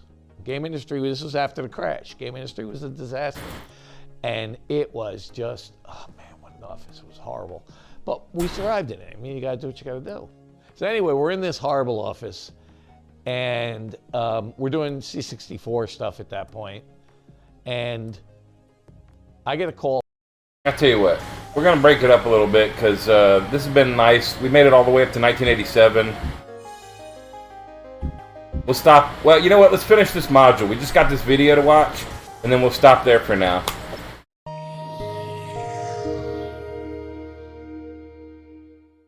Funny history of the industry. Fabulous. Play off beautiful. We had 5 horrible office in the basement after the crash. And the office was horrible. But we survived in it. I mean, you gotta do what you gotta do. So anyway, we're in this horrible office, and we're doing C64 stuff at that point. And I get a call from a buddy of mine. Actually, he was our part-time sales guy, and he always visited Toys R Us, and he knew them really well. He called me and said, you know, you're gonna laugh, but they want to know if anybody's doing 2600 games. Because at that point, there were none. Nobody was doing them. But there were 26 million consoles in homes. And people were going in Toys R Us saying, why don't you sell games for my Atari anymore? So I said, wow, that's interesting. How many would he buy if he had a 2600 game? He said, oh, you know, 20, 30,000 pieces probably. And I said, all right, I'll get back to you. So we did Title Match Wrestling and Super Skateboarding, first 2 titles. I mean, regular skateboarding, first 2 titles. And he loved them, and they sold like crazy. And at that point in time, we were the only people in the world making games on the Atari 2600. My phone. Boy, that wrestling looks a lot like that boxing game we just played, huh? Just saying. And it's the Tramiels. So he did some 2600 games. You know, do a couple for us, because word got around. There's actually a need. And then actors actually, because word got a need. A couple for us, because word got a. So he wonder, they look like they're from like fucking Turkey or something. Where the hell are they from? Did some 2600 games. Interesting. You know, do a couple for us, because word got around. There's actually a need. And then Activision calls and says, do some 2600 games for us? And I said, well, why don't you guys just do them? He goes, well, you know, if I can be completely honest with you, we don't have anything. We don't have the specs, we don't have manuals, we don't have the equipment. He said, we couldn't make a 2600 game if we wanted to. So could you make something for us? I tell people that, they're like, who the hell wanted 2600 games? You know what? No one told consumers that there had been a crash. No one went to their house and said, you don't like video games anymore. Because that's what Toys R Us and Walmart said. People don't like video games anymore. But the people at home were sitting going, God damn, I'm tired of combat. Isn't there something else I can play on this machine? So it was good. We had a great run there. We made a lot of money off those games.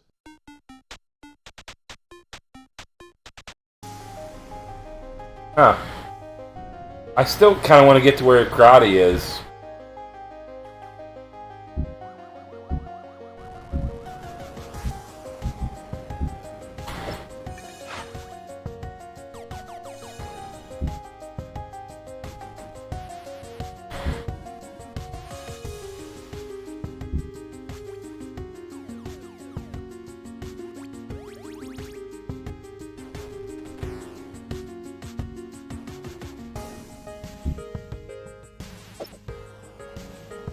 My cousin had one of these. It booted up into BASIC.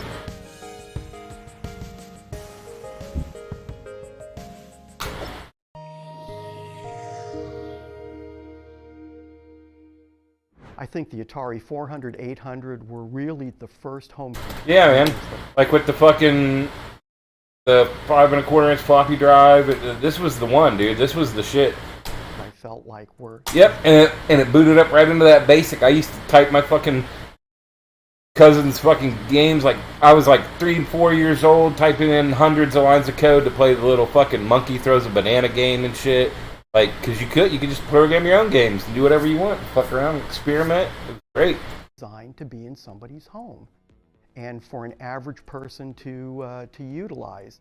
Atari, you know, made some interesting decisions over the years. I mean, they were #1 in the world in making video games, but they saw home computers were coming, and Apple II was out, and they said, we got to compete with Apple for, you know, computers. So it came down from on high that we were going to make a computer like the Apple II, but better in some way.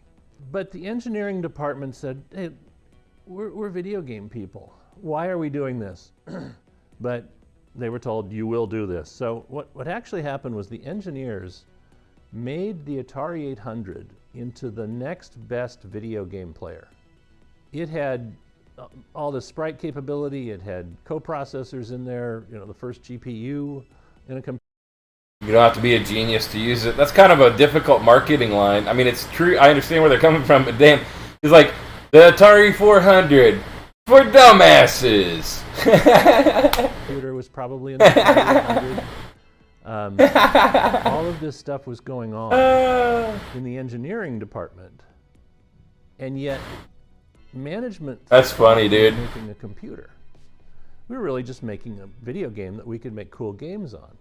My participation was mainly on the prototype pre-production side. We had this very sophisticated, allegedly sophisticated, internal interactive test system called the PIT system that we couldn't get a single unit to pass. Labor Day 1979. Can you guys work overtime over the weekend? We need to hand build some production units because we need to put them complete through the entire process. They need to be completely finished, consumer product in the box. We need these for JCPenney's so that they can make the holiday catalog.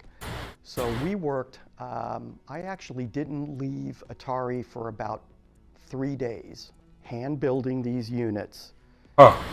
And it was like 4 400s and 4 800s to ship on Monday to JCPenney's. They received them at their warehouse. They took pictures of them for the catalog, and then they immediately shipped them back to us. That was it. That's what we needed to do to get this product out.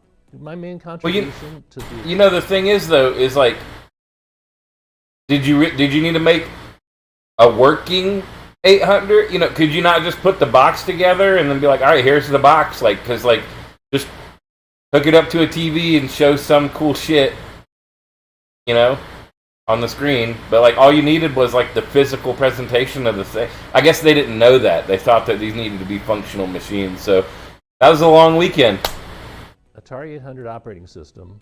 I created a language similar to PostScript that could draw lines and squares and circles and vector graphics drawn into the bitmap of the Atari 800 and put them into the operating system so that I didn't have to put it in any of my games.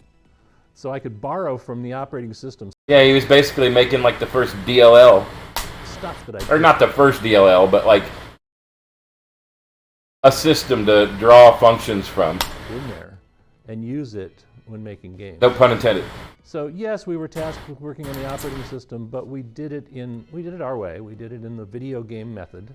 The idea came up that maybe I could get one of these machines for Christmas, and I thought I was going to get an Apple II because that was what I had at school and what I thought was cool. But I got an Atari, and it was an Atari 800 with a tape. With a tape drive. at first I was like, oh, it's not an Apple, but it's my own computer. It's super exciting.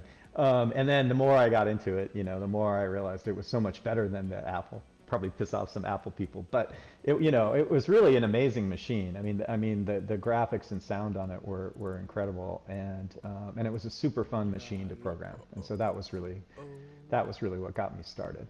Yo, what's up, Sharks?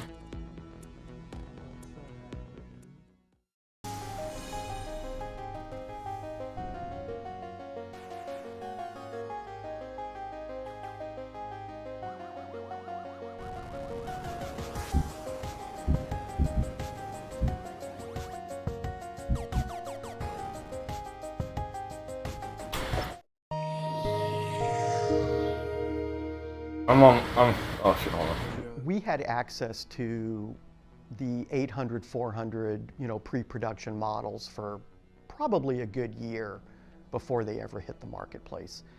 And I would literally every weekend check out an Atari 800 and prototype Star Raiders and spend the entire weekend playing Star Raiders. It was just absolutely phenomenal. I couldn't get enough of it.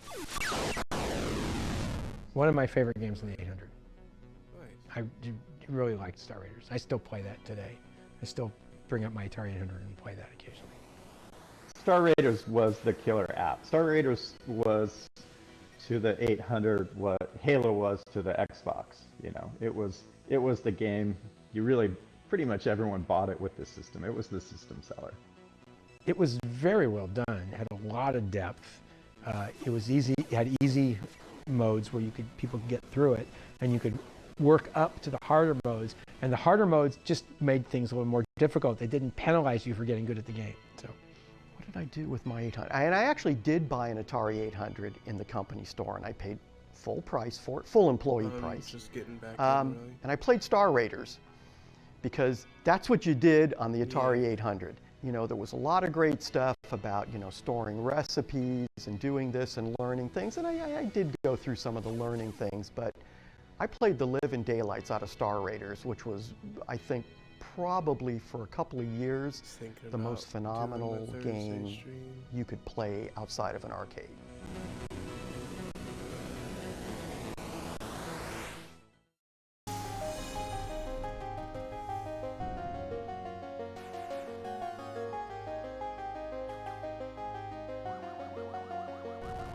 Yeah, I gotta see how my body feels though. Ooh baby, it's a modem. This is the shit right here. What baud was this? Was this a 300? How many, what was this? I wonder what speed it had. I had a 2400, that was my first. Oh, yeah, look, it's a 300. You can see it right there on the left in the middle. It's a 300 BPS. That's wild. Hello, BBSs. That's so cool. I want a picture of that.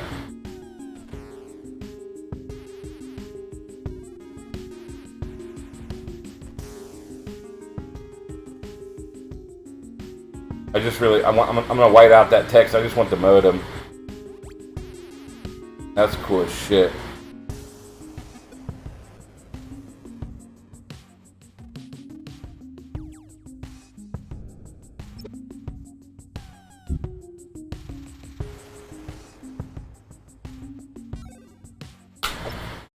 Atari brings the computer age home. Okay, Ma, what's the capital of Nebraska? Come on, I'm trying. Atari home computers can teach you or reach you with important information anytime, day or night. I already checked the computer. The Bears lost. How about the Lions? Oh, you owe me on that too. And if your jump shot is a little off, we can help you there too. Hey guys, how about a deal? The car tonight for Atari basketball. No. In fact, there's no possibilities with Atari home computers. They're easy to use and afford. But best of all, they just might be the one. Stock analysis, Space Invaders, touch typing. Missile command graphic energies are. So notice that like it's like utility game, utility game, utility game game, utility, utility, utility, utility. That's interesting, dude. I want a picture of this too. That's so cool. Oh shit. So cool. Wisest investment you'll ever make. Watch this. Hey, Mom. What's the capital of Delaware? Dover. I told you she's smart. Atari Home Computers. We've brought the computer age home. Wow. That's so cool.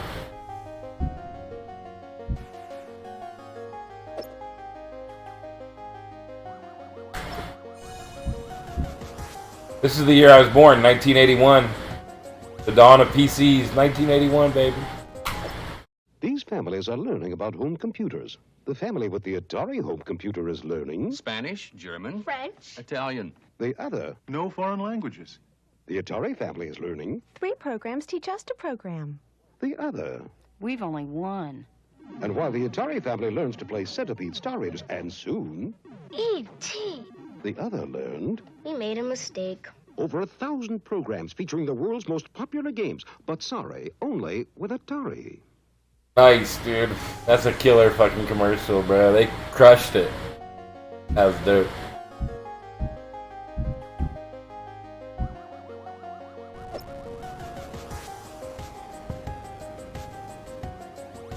That's a hell of a headline.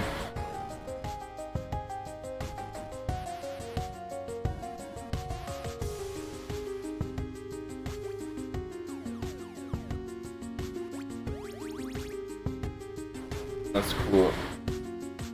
I love this song. Using like asteroid sounds and shit.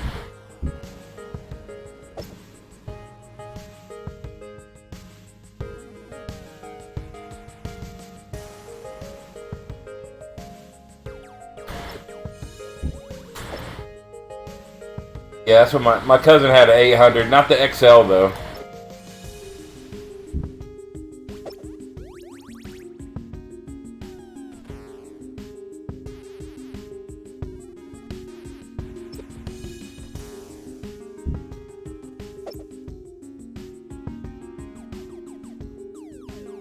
Huh.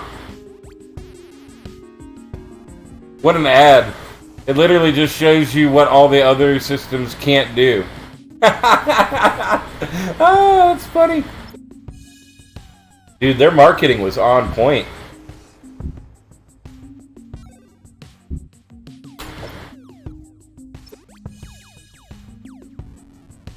It had a graphical user interface with a mouse. Yep. That's the shit. I've never seen one of them, but that would have been dope to have. That looks amazing. It's a fucking keyboard with a computer in it. What it is. Hey, what's up, Lens? Ah, I hope your music stream went well.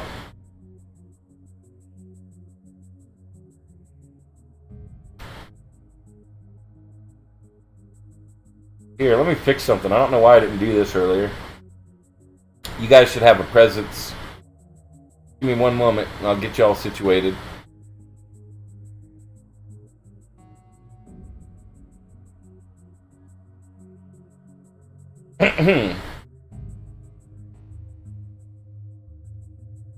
Boop, boop, boop, boop. Gotta boot up my Atari here and get you guys all loaded in. Beep, boop, boop, beep. There we go. Now you guys got a little bit of a presence. Cooler.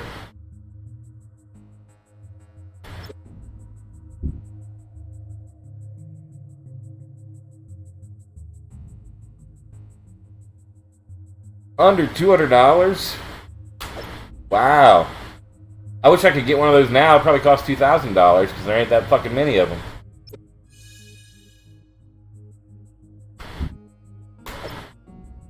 Whoa, they had that shit before the Nintendo with the light gun.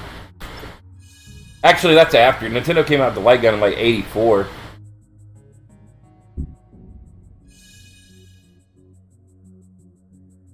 Commodore. Jack Tramiel. Oh, so Jack Tramiel made Commodore, then he got ousted, so then he ended up taking over Atari. Interesting.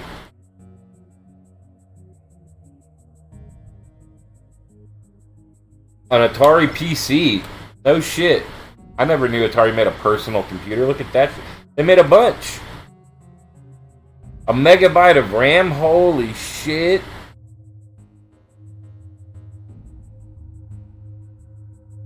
Damn, son. Expandable to 2 megabytes with VGA. That's a fucking computer there. I would have got that PC4R. That thing looks incredible. Fuck yeah. 30 megabyte hard drive on that HD over there. They had an EGA monitor. Ugh. What? What? I ain't never seen one of this in my life. Look at this little cute little thing. Oh my god, an Atari in your pocket? Are you fucking kidding me right now? 16-bit personal computer. Damn, son. Casio, eat your heart out.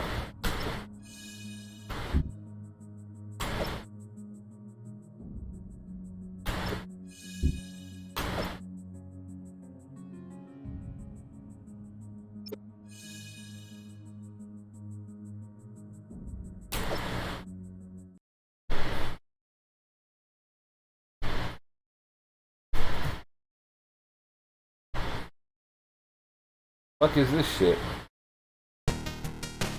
Whoa, we have way stepped up the fucking quality level here.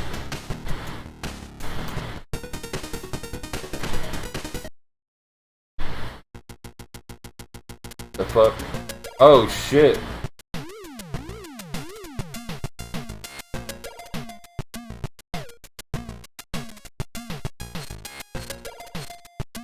I think I was supposed to hit those, right? Oh shit.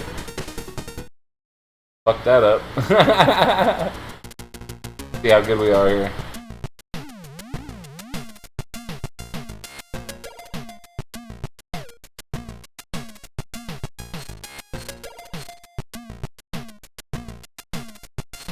What? I thought I... Oh! I'm jumping one too early. You can only jump one box at a time. Alright, let's make it through this first level. Goddamn. Oh, and you get 3 jumps.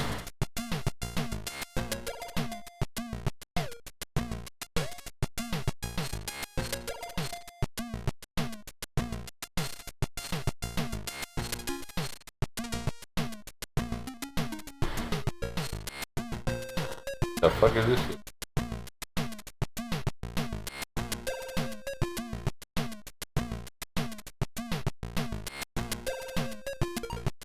Grippy.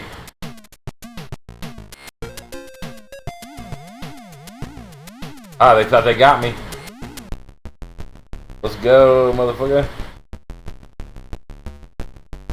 Yo, listen to that groove. Yo, this is the real story. The real story is that fucking video game music is what encouraged me to be a producer in the first place. 110%. Like, I don't hear just like 1980 fucking music here. I hear like a cool electronic music groove. I could take that groove and turn it into some dope ass shit on a song. It's just bit crushed, you know, synths like we have now.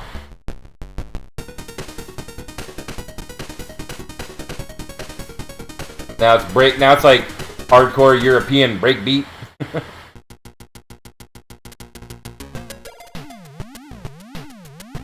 What? Oh. This is really difficult to control properly. It just makes me bounce twice and then I die, so I don't know what to do there. Alright.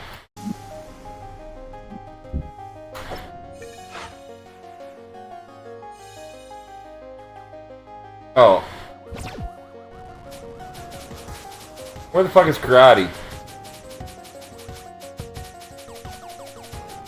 Where the fuck is karate at, man? Oh, I bet karate was on the goddamn Commodore.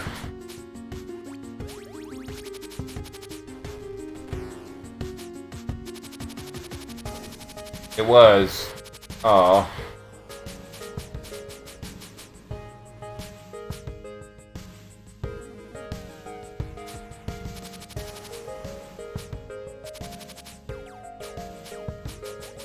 Quadra tank.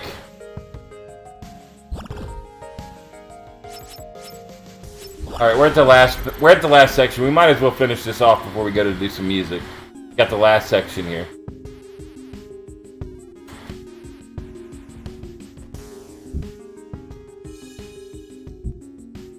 I remember sitting in the room with Jack saying, let's go back to our roots, let's do one more game system.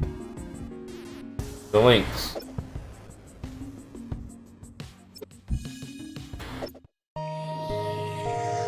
I do remember the Lynx briefly. There were so many things near the end of... No, I'm not talking about that, bro. Hold on, I gotta show you. Look. I'm pretty sure it was a goddamn Atari module. 1 second.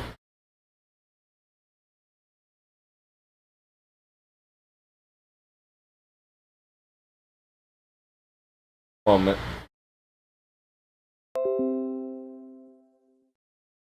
Where's the fucking laptops?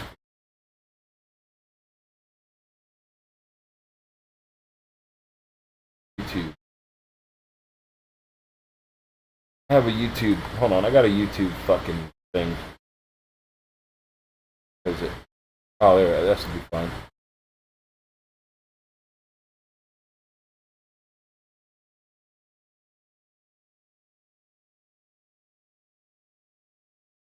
Yeah, this was it.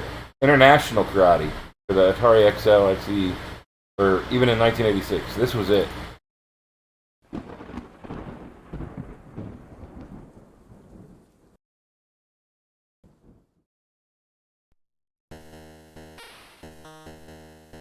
Called Karate, International Karate. This was the shit.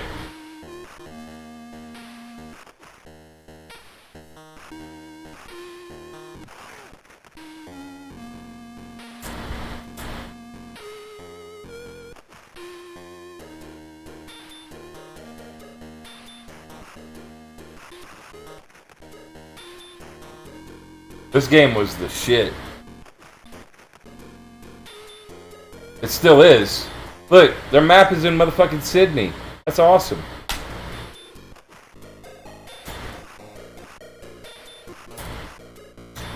And listen to that dope-ass dubstep. Listen, this is what I'm talking about. This is what I'm talking about when I say video game music inspired my fucking music production. Listen to that sick-ass dubstep tune playing in the background.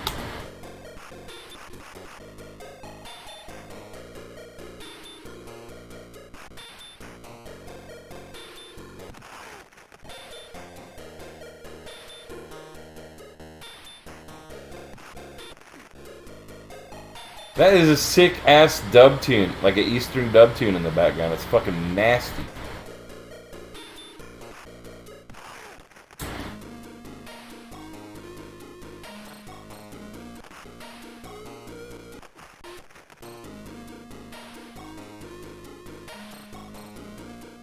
I'd be stoked if I could write something like that. Are you fucking kidding me? Anyway.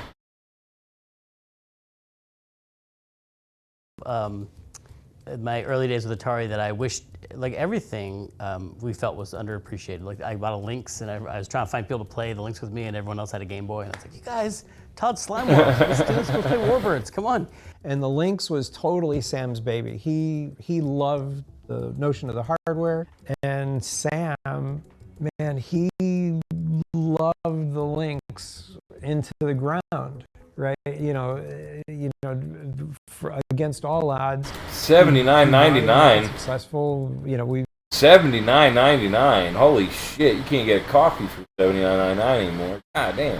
We did the original one that was sort of the original design, and then he was like, "No, we got to double down on it and do it and make it better." Being in the Bay Area, you see these ads, come test video games. So I think I tried out at a few places. Electronic Arts comes to mind. Didn't get the job there, but was lucky enough to kind of get the QA job at Atari. Back in the day, I think it was a lot more fun. People playing 4 Lynx games and then having them all go out of sync and then having to track that down. Like, probably at the 1,000th time that happens, it does get a little old. But I think back in the day, you actually got a lot more input into the games. So a lot of the last Lynx games like Lemmings and some of the early Jaguar games like Cybermorph, the QA department actually got a lot of input into those games from a design perspective. You know what? I think the Lynx was great hardware. I like the fact that it was color. I think the fact that you could have this like 4-way local multiplayer was great. 20 some years later, here I am buying a Lynx with a RGB output because people are still modding them, you know, and selling them on eBay and stuff. Right? That's wild.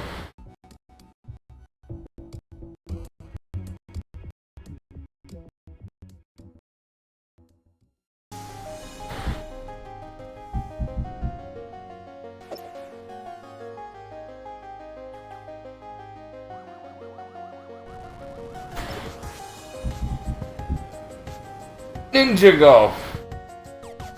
I don't even know what's going on. I want to try out Ninja Golf. What the hell is this shit? Let me turn that down a little bit. A little bit. What? Okay. Oh, you got to golf and fight? What?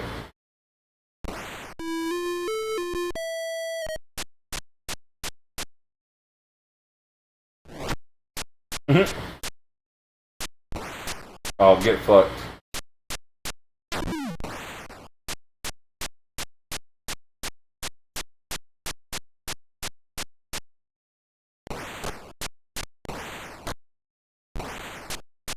Who wants some?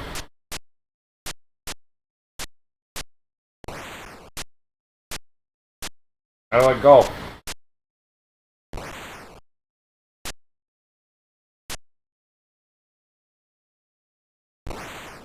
I don't know how to golf. I don't have no more ninja stars.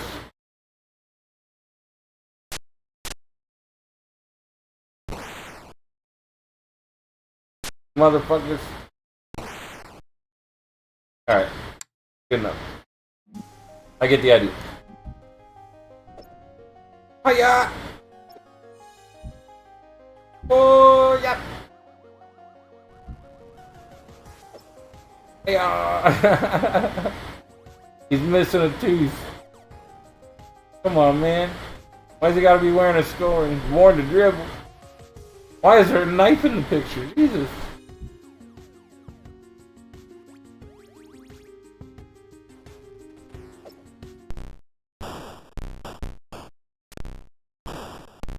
Yo, listen to this hardcore ass fucking down tempo tune.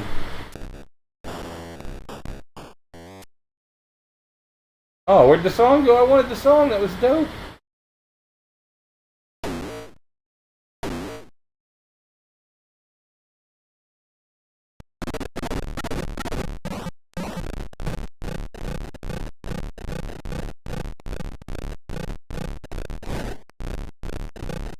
Oh yeah, go homie, go, go, go, go. Put it in.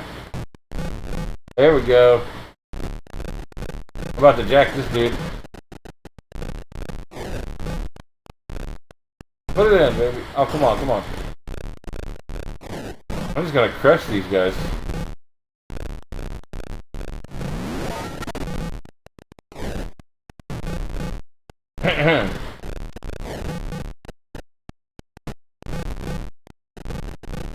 Oh, no, no, no, no, no, no. You're gonna get close.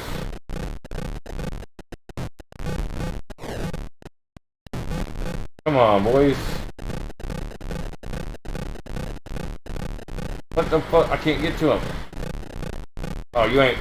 No, this ain't happening. There we go. That's what I'm talking about.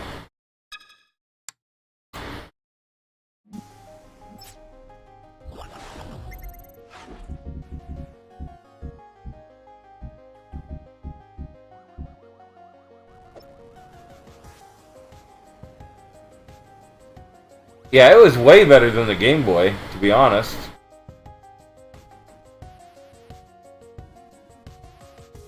Yeah, for sure, Lens.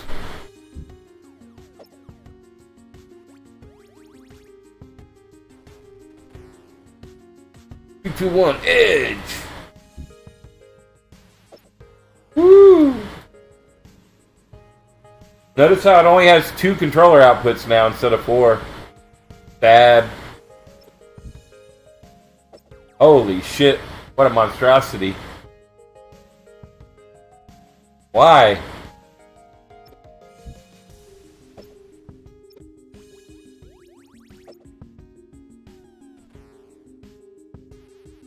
Those are some nice looking CPUs.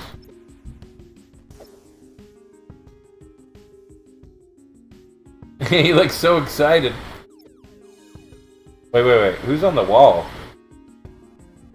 Whoa! Yo! That is a bikini-clad lady. A 40-mile-an-hour speed limit sign that he clearly stole from somewhere.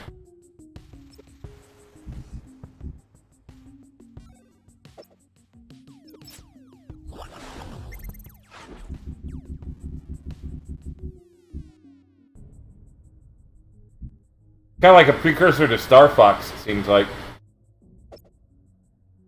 Oh, so it had like one of the... It was basically like a Steam Deck! Like a Stream Deck. Cool. That you couldn't customize. No, they just had a phone number. So it was like an ad, bro. It was like... This is like some kind of ad.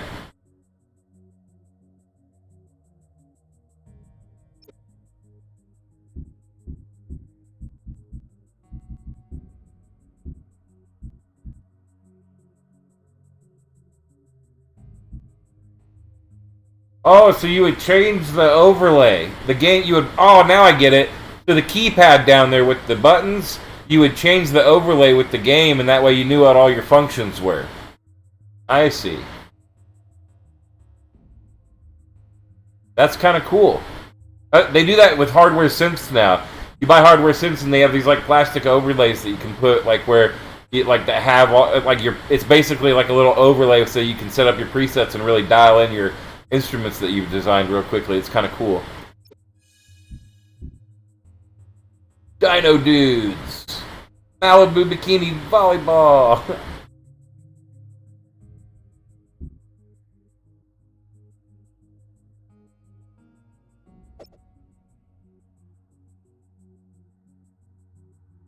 Here's their edgy advertising again.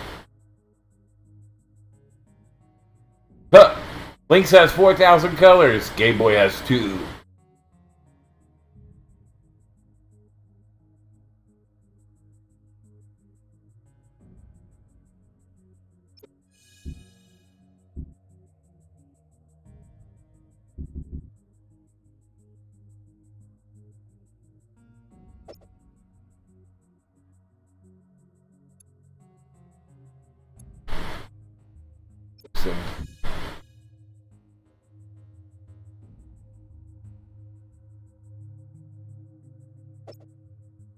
What is this?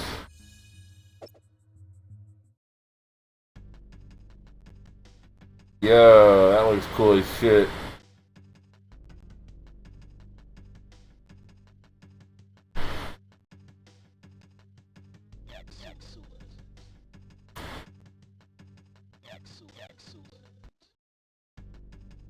I don't know what the correct button to push is here.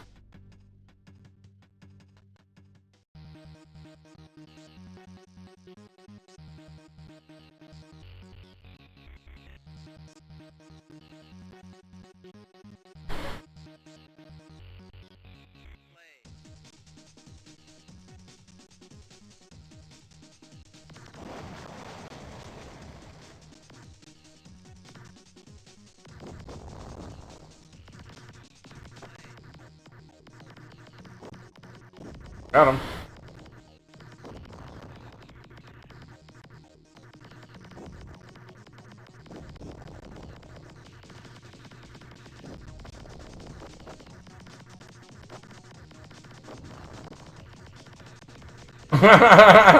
Why not? I'm gonna get you all eventually.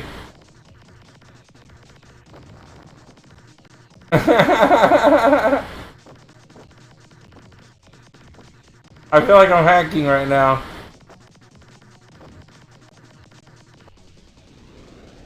Woo! Good boy.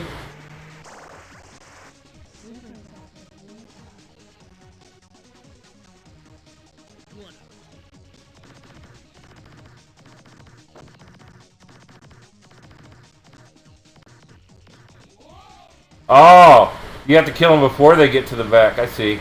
Interesting. Interesting.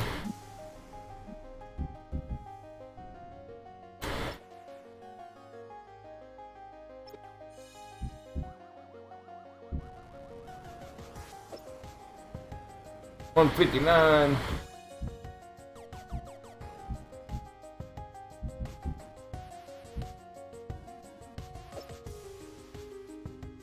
Bullshit.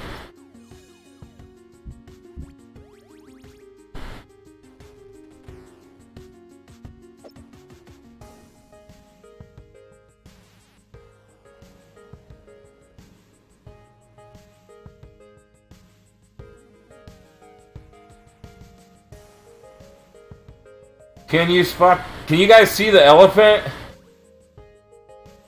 I don't know. I see a tree.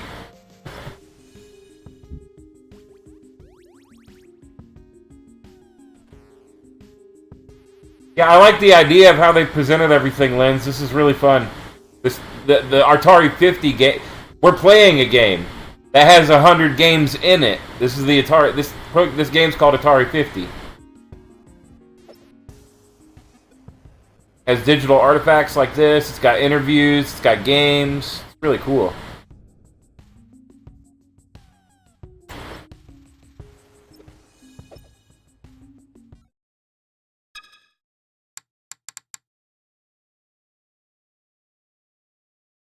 Can't read. Okay, left flipper, down flipper, nudge. Up and down is the left flipper.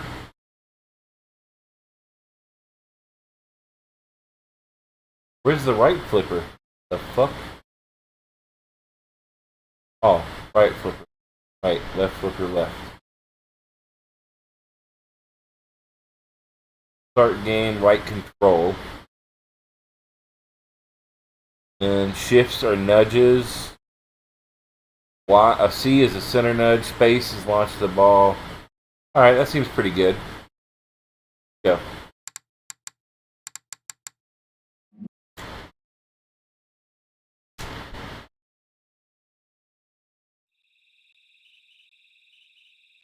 Skipping the intro, I just want to play. Mark at 5, 4, 3, 2. Current status, DEFCON 5.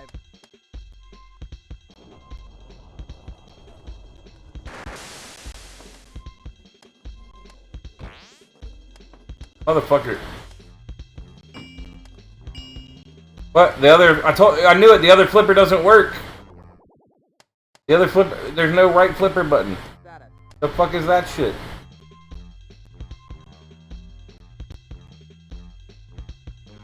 I got a controller, but it's just not linking up with this game. Let me run DS4 again and see if I can get it to work.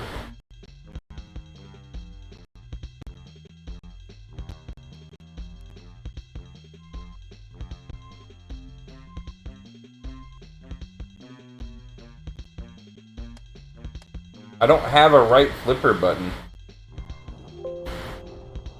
It just doesn't. I'm not gonna. I can't do it. I don't have a right flipper button. I gotta get my controller working with this goddamn game. We're almost through. Damn, son.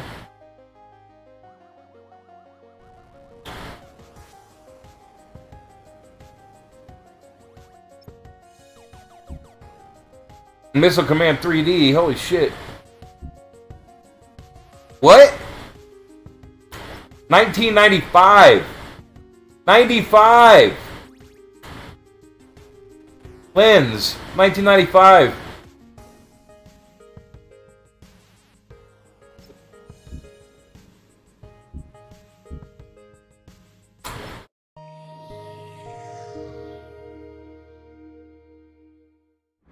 I remember sitting in the room with Jack, and Jack saying to all of us, let's go back to our roots.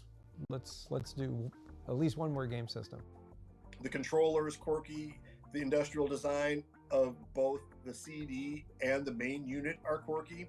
and the fact that, like, I guess somebody used the tooling on the main unit to make some kind of dental device. Like, it just has like this weird, quirky history that I think is also inviting. One of the most interesting things about the architecture of Jaguar was this notion of having the Motorola 68000, which basically was responsible for booting and housekeeping, and then the Tom and Jerry chips. I mean, I think at the time, 68000 was still a strong processor, but obviously it was in the Genesis and other things, so you weren't really getting that true 64-bit experience. But I think there's games out there that took advantage. There's so many features in Jaguar that for a developer like Jeff Minter that did Tempest 2000 for Jaguar was like, wow, give me this. I would say, other than Cybermorph, it did not necessarily feel like that quantum leap that we were promised. It wasn't the flying cars, as they say, that we would have in the future, but you could see the potential, and that's what was really cool. You could see the parts of Cybermorph. You're like, oh, fully 3D world compared to something like maybe a Star Fox, which was on rails. My perspective is the rule of thirds, where if you want to wind up with one really, really great game, you need to lay down 9 bets, because out of those 9, 1/3 probably will ship. And out of those, one will be good. Out of those 3 games, one is going to be a hit, the other will be and the other probably might be a dinger. Yeah. You know, there just wasn't enough momentum behind the Jaguar at that time. It's really the rule of fifths. It's called the Pareto law. You should look it up afterwards, but anyway. To be able to do that when Sega and Nintendo were basically already on their 3.5 generation of consoles, you know, at those times. I mean, if Aliens vs. Predator came out as a launch title, maybe the history of the Atari Jaguar might have been slightly different. I think there are a lot more Jaguar fans today than there were when the system actually came out, and it's cool to see people enjoying the system some 20-odd years later. I believe everybody appreciated the innovative aspect, but on the other hand, the software was late, some of it was a little janky, but I think just saying, you know, time heals all wounds, to go onto the Jaguar forums now and look at the love for the system, honestly, like, somebody that worked on it, I can't say that I completely understand it, but I totally appreciate it. I'm like, where were you guys like 20 or 30 years ago? You know, like, you would have made my life like a heck of a lot better.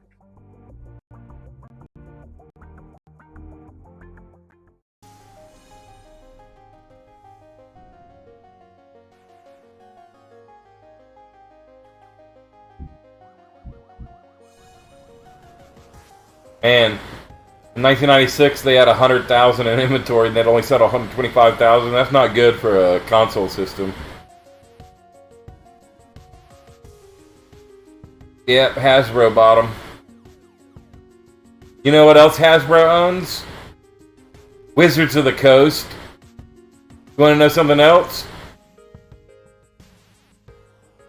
I just found this all out yesterday. Hold on, let me turn this down.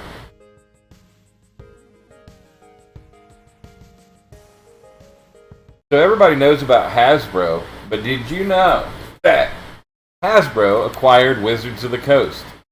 In 2021, Wizards of the Coast did $1.3 billion in revenue, of which $546 million was profit, and that $546 million in profit was 72% of Hasbro's total profit.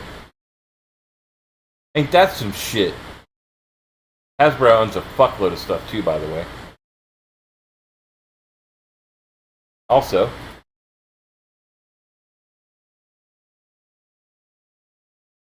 a little something with you guys real quick. We're going to take a little diversion from the Atari. Learn together. I'm going to share a nice little concept with y'all.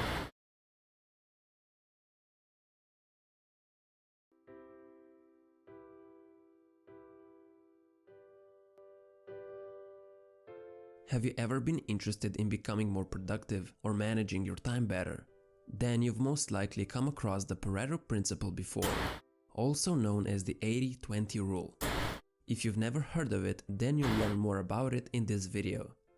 The Pareto principle states that in any situation, 20% of the inputs or activities are responsible for 80% of the outputs or results. And I'll explain what that means in a second. The principle was named after an Italian economist, Wilfredo Pareto. He first observed this law in his own garden. I want something a lot more concise than this. The pea pods generated 8.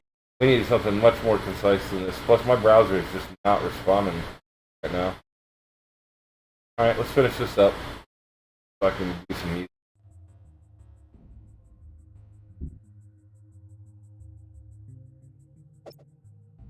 Woo! Looks good.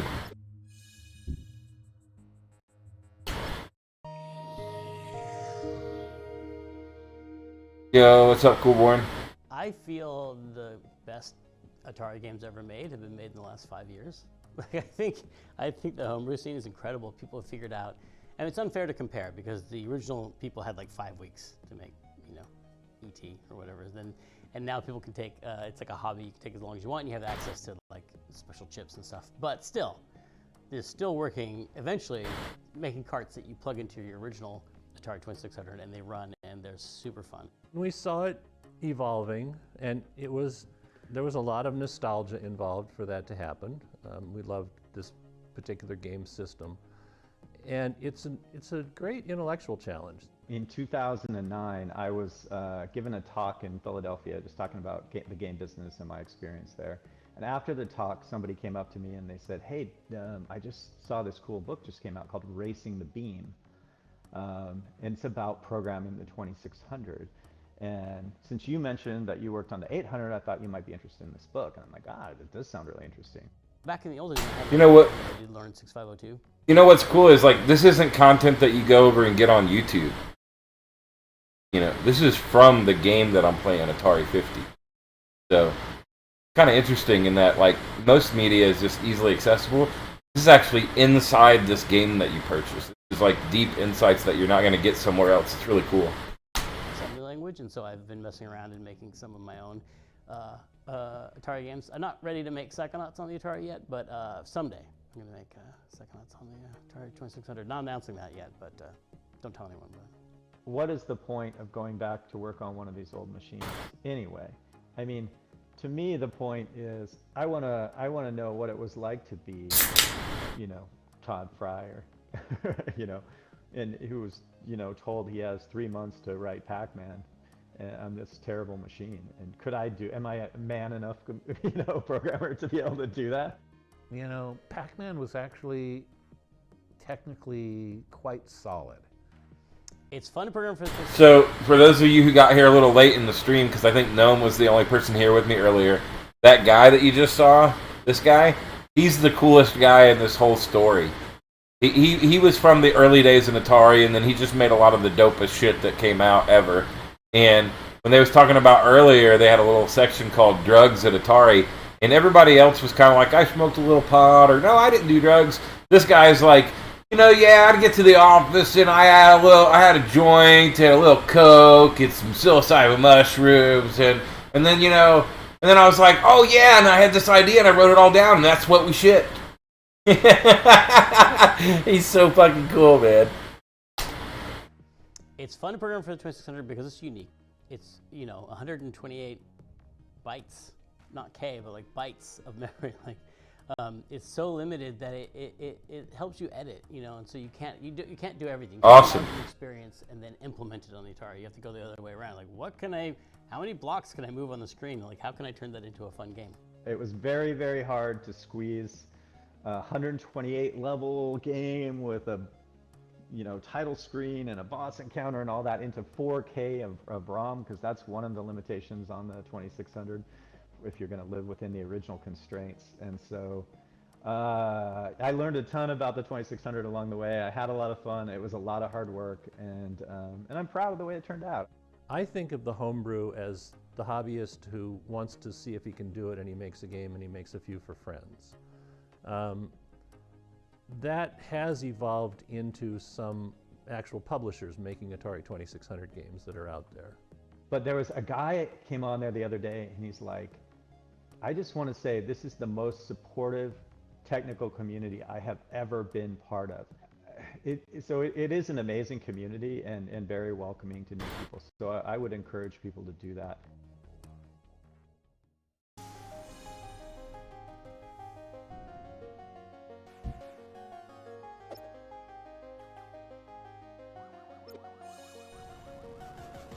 In 2012, the people who made Ready Player One made Stacks, a 2600 game based on the protagonist. I just want to kind of see what they did in 2012. Let's just take a look. Can we not play it? Is it not? Is it in there? Hold on.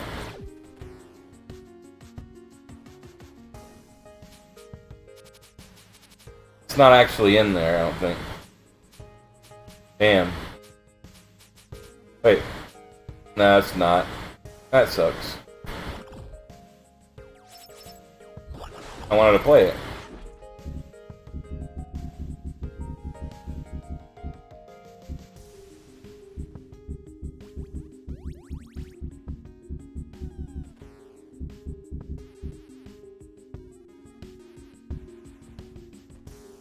Oh, so there's just 2 more videos and then we're done with the whole thing.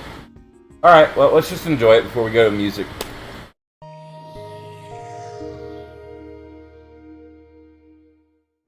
There was no console war.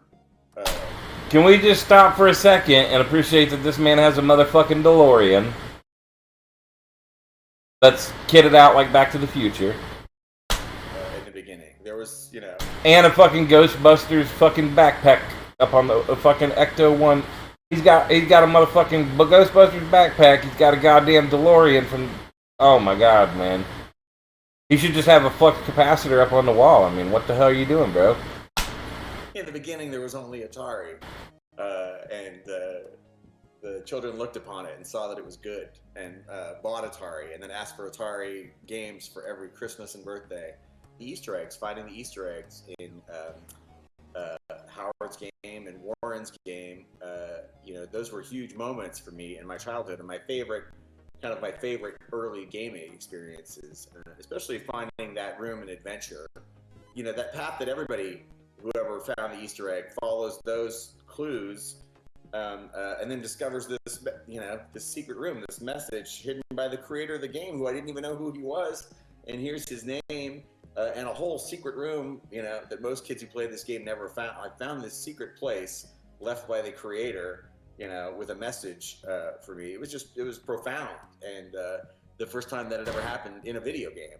And so years later, when I was, you know, I think had the initial idea for Ready Player One, was what if Willy Wonka... The Ghostbusters backpack is not cooler than the fucking DeLorean, bro. What the fuck are you smoking? Oh, man. No way, dude. Dude, I'll cruise down the street in that motherfucking DeLorean, put some subs in that shit, bump some dubstep out, put some big-ass woofers in the fucking engines, like the little thruster and everything in the back. I mean, come on, man. Come on, man. Maybe if you designed a, what's that base backpack thing that you can wear the sub pack? If you put a sub pack into that Ghostbusters backpack, I might be interested. Wonka had been a video game designer, and what if he held his golden ticket contest inside a video game? And that immediately made me think of this secret room and adventure, and how that could be, you know, how he finds his worthy successor, you know, instead of a tour through the factory where he slowly kills off all the children, it could be an Easter egg hunt inside this, you know, sprawling video game. Yeah, speaking of which, when I watched Willy Wonka, the original one, when I was a little kid, right? Like, I don't know how everybody else felt, but for me, it was a horror movie. Like, I don't care what you think about what it was. Like, you go through that movie, and there's Charlie and all these other kids, and Willy Wonka is just, like, offing fucking kids in different ways, like, through the whole movie and shit. And it's, like, all good, but all these kids are... Never know what happened to them. They're fucking dead now. Like, yep, they fucked up. They're just gonna be part of... Just throw them in the fucking candy vat or whatever. Like, dude, I was scared of that movie, dude. That fucked me up. I couldn't watch that shit, man. I watched it the first time. I couldn't watch that shit again. That was a fucking horror movie, man. The way that those Easter eggs were hidden in the Atari game. That's kind of like when you have like a fucked up complex nightmare. It'd be like fucking Willy Wonka. There's no way I ever would have written Ready Player One if I hadn't grown up with an Atari and playing those games and finding those Easter eggs. As I was reading through it, there was just so much familiarity in there. It felt like, as I was reading it, that the person who had written it, that like I grew up with them. Because some of the names that were in there some of the locations, some of the references were things that I thought only I knew, and nobody else in the world would understand or appreciate any of it. My literal opening, my email to him, before anything blew up on Ready Player One, my literal opening was just like, we have to know each other because there's things in this book that like only I know. Like, where did we meet before? And that was the beginning of our full communication, which led to the stacks. He read Ready Player One and it spoke to him, and he sent me an email that said, hey, I make video games for a living and your book really spoke to me, and if you ever want to make a video game, let me know. And I was right in the middle of trying to figure out if I could somehow do a promotional contest for the paperback that mirrored the contest in the novel. I wanted to do some sort of contest with 3 video game challenges and a grand prize at the end of it. And because Mike made that offer, I took him up on it. I'm like, oh, well, we could make an Atari game that you have to beat as the first challenge, and it could be the game that Wade makes in the novel. Part of what made the book feel like it was written for me is because of the context around the 2600 rite of passage in there. Because for programmers in the game industry, 2600 is this really difficult platform to do anything here on screen, anything to even work correctly. Excuse me. Break your brain and rid it of everything that you understand about how games are developed today, and go back to this kind of like primitive, primordial way of coding. And so for a lot of programmers, it's... I haven't really seen the new one. I love Johnny Depp and everything, but I just thought like the original one was like incredible, Gene Wilder, fucking horror movie, and I just felt like anything that they did would probably just like... I just like keeping that as the status quo in my brain, the original one from the 70s or whatever. Like, I don't know, man.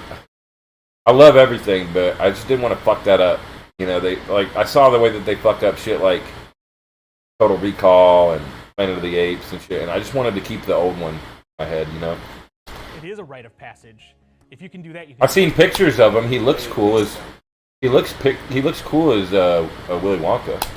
And it's the Stacks. It's based on his life in the Stacks, and he describes it as a Pitfall ripoff that has you climbing around the stacked trailers, looking for food voucher power-ups and trying to avoid like pedophiles, and it's like a 1-paragraph description of his game.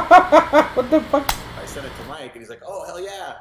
And so I had dabbled over the years with trying to understand 2600 programming. I'd made a couple small games, a couple hacks. So when this kind of came around, it was the perfect excuse to just finally deliver something that was all original and build something from the ground up. Once it started to work, it was completely satisfying. I felt like I had mastered what the greatest engineers in the world have mastered before me, and that I finally had an understanding of it. And to get there, of course, I had to enlist some help. And so that help came in the form of Kevin Wilson, our CTO at Digital Eclipse. I didn't mention this before, but we only had a few weeks to pull this off. So wait, I didn't mention this before. Notice the liquid of the gods on the table there. That's how that works, by the way. But we only had a few weeks to pull this off. So we were not only trying to learn 2600, but we're also given the time frame that basically ET had to try to get this game out the door. So we were reliving the worst of Atari's development history all over again, and I savored every second of it. In our original contest version, all the items are hidden in the same place, which is great because we had people making maps. For like the first time since they were kids, they were making maps of the stacks to remember, so if they died, they could go back and find where the items were. Then they added randomization, and now it might be one of the best Atari games ever made. Not to brag, but the stacks is pretty deep and pretty replayable for an Atari game. That's why I think Atari is always going to hold a special place in the hearts of... Oh, cool. They did like procedural generation in the Atari. That's good. That's good thinking. It was so needed. We were so bored in the late 70s. We needed video games at home so badly.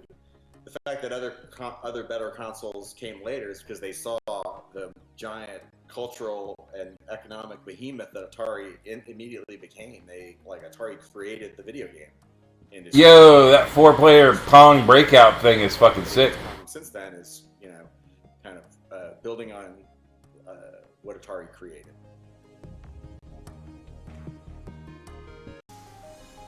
All right, here we go. Co-founder Nolan Bushnell reflects on the history. Last one.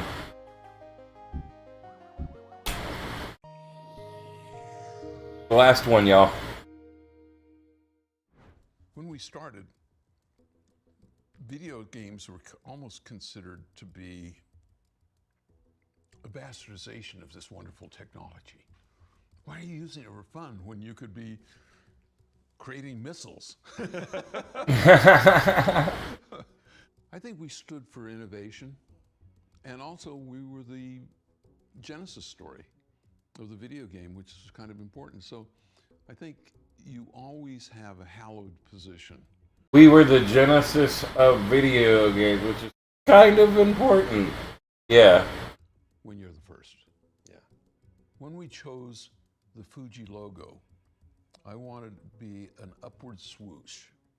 And I think that if you look at the Atari logo, it's a collective, it's aspirational, just in the nature of the graphic. Also, yeah, it's kind of like coming together. I lifted it from the game of Go. So it's a game word. But I hadn't realized that it also means bullseye. Right. It also means jackpot. So, you know, it's got this affirmative. In fact, I was talking to a Japanese guy one time, and he says, very good name, Atari. Perhaps a bit boastful for Japanese. You're like, spot on for Americans. Spot on for Americans. Yeah. One of the ethos of Atari was work hard, play hard. So we always had games, not just Atari games, but foosball and pool table. Yo, what's up, Melon? Melon, you're coming in right at the tail end. We've taken a journey from 1970-something, 72, all the way to 2022. It's the Atari 50. And over the last 2 hours and 47 minutes, we've been journeying through these 50 years. This is literally the last little section. This thing right here is the last thing in it.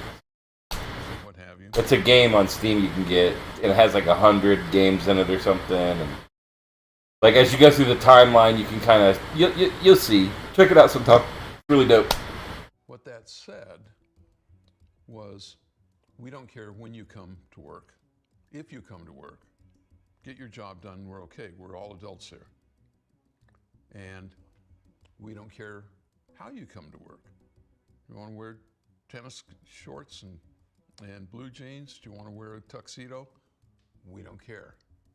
We had one guy that liked to wear ball gowns, but that's another story.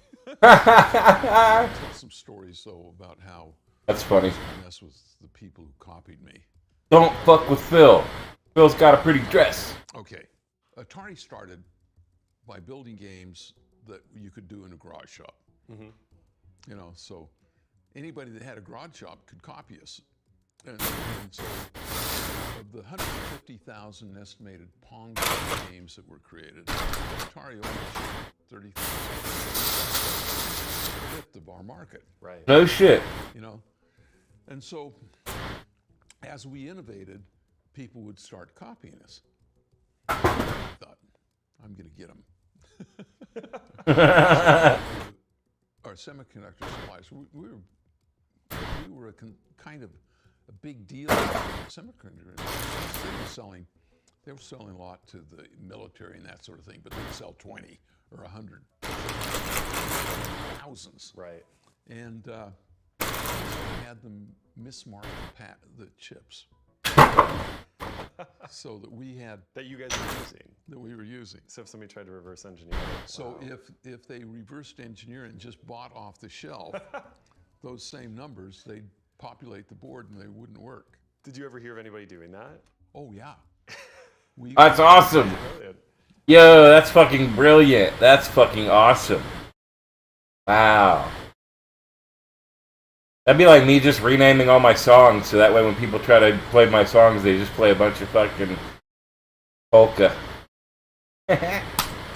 We had one company that basically declared bankruptcy because they had a whole floor full of machines that they worked because they were hurrying to do it. Oh, man. And we had the temerity to have a champagne party on their front lawn. Oh, nice. Celebrated their demise. That's ruthless. Of course. Did they show up? Ruthless. What do you think Atari's role is, not just in video games, but in popular culture today? Well, I think that Atari has an unassailable role as being the Genesis story. I believe that it is understood by a lot that it succeeded because of creativity. 30 of those years, it was kind of in hands. By the way, this is not YouTube content. Content from Atari 50. We're not kind to it. Don't say anything bad. So I think that Yeah, of course. as a brand, we're damaged. Not irrevocably, but it could have been husbanded better. And so right now, I think that it would be good to take the innovation legacy and push it forward into the future. So do VR then. Do Atari VR like you had in fucking 1996. There we go, y'all. So we went through the whole timelines, all the timelines. That was awesome. I really appreciate you guys going through that experience with me. That was fucking cool as shit. And now let's music something. My headphones will stay powered for a little while longer. We've been on for fucking hours, and I think I was on my headphones for hours before that, so they should be dying soon, but let's try to get some mixing in before that happens, I guess.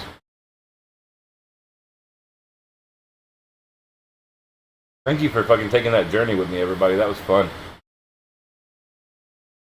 Specifically, Gnomefire for being here since the beginning, but I'm super happy that all of my other friends have joined too. It's still Thanksgiving here.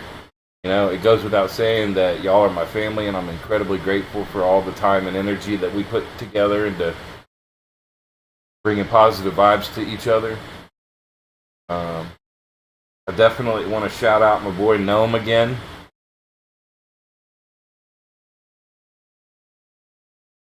Sure you guys check him out if you haven't ever before. Super cool fucking human being and streamer. Change up our title here. Let's go back. We already did a music stream earlier today. We did the Gobble Wobble, and then we did the Gobble Jungle. And now we're going to do the Gobble Wobble again. We just change this up real quick.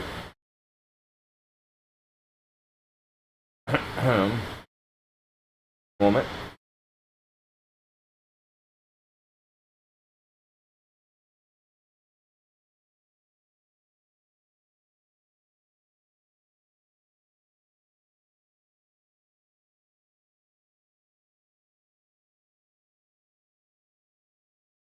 They also didn't have Atari 50 in the fucking selection down there, so I just picked like Atari Classics or whatever the hell it said.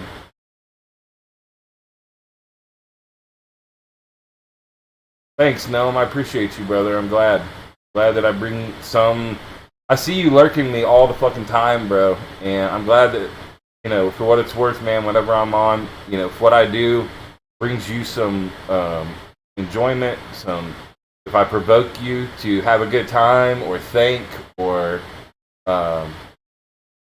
you know, just even, I think just participating, being a name on the screen and putting energy towards the thing that's happening is enough. You don't have to, you can lurk and do nothing, but just putting that energy and that intention towards bringing us together is really the vision of the Earthside Massive, you know? That's the vision, man. That's the vision behind the Annias artistry, is just bringing people together with music. You know, the whole tagline for Earthside Massive is music brings the world together. You know?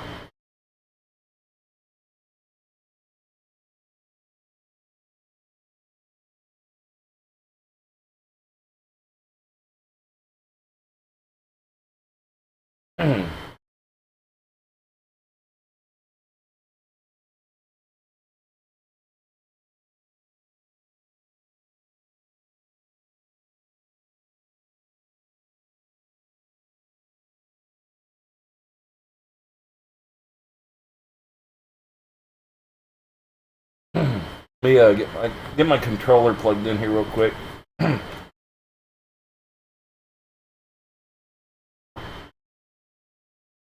All right. Thank you for your patience, family. Let's switch our sound over from our headphones to the regular output thing.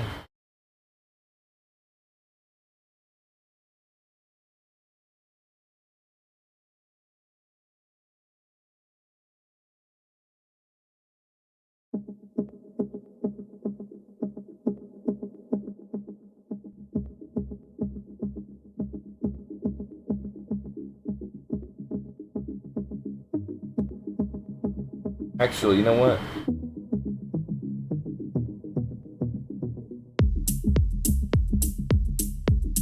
That's fine.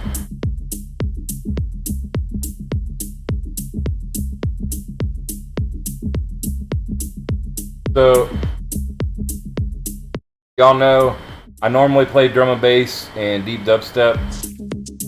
We're gonna fuck around. I got some liked playlists from SoundCloud on my SoundCloud DJ. I'd like to just explore into some random dark techno that I've never heard before. Just follow my... I just want to follow my serendipity,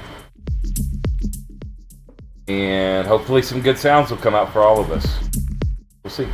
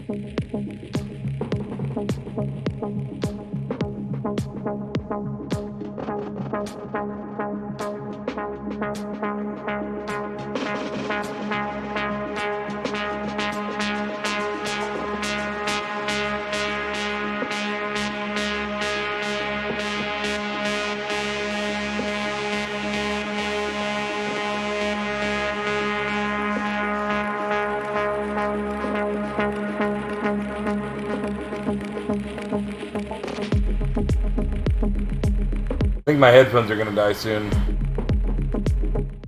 Starting to do that weird shit. That's alright, I'm gonna play until they go out, which may be like 10 minutes, it might be half an hour.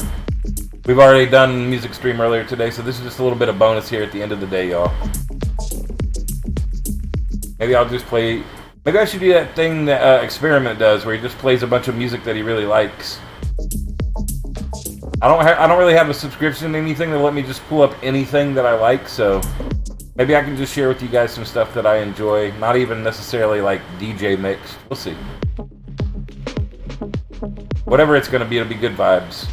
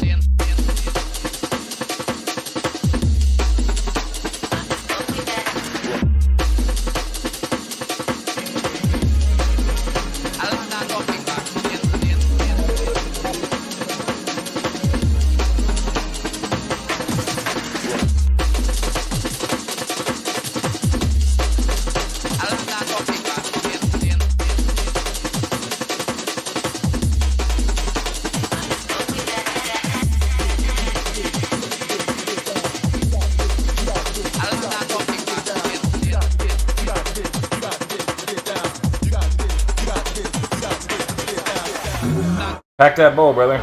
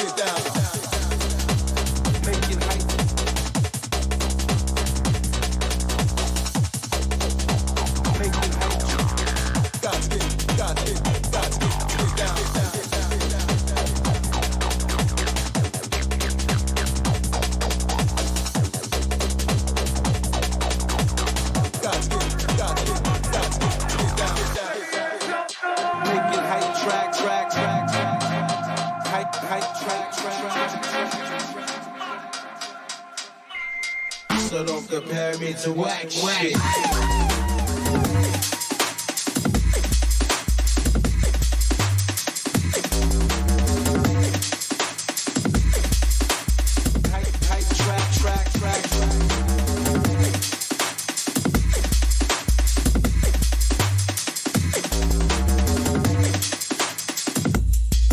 Making hype track.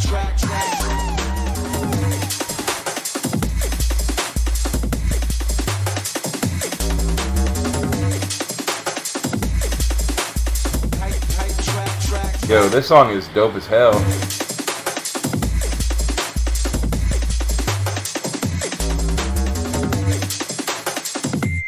So don't compare me to whack, The whack shit.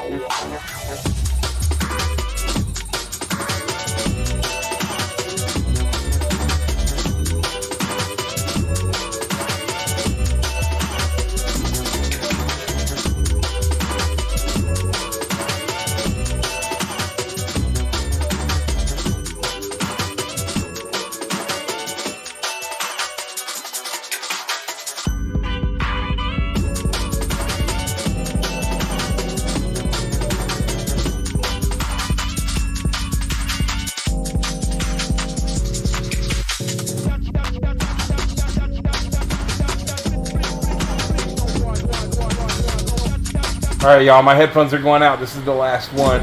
I'm gonna find up a dope homie or home at the... Y'all been wonderful. Gnome, thank you so much, man. I really treasure the time that we get to spend together, man. Thanks for swinging through.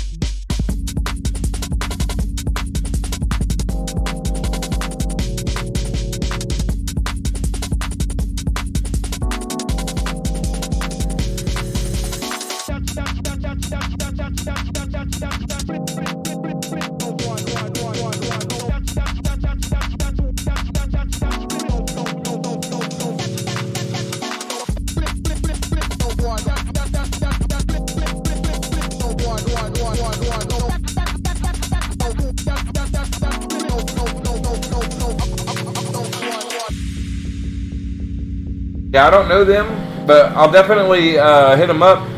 If it's spelled just like that, I'll definitely give a bookmark and I'll check them out. And then possibly next time, I stream every day, so I always need people to raid Gnome. You know this.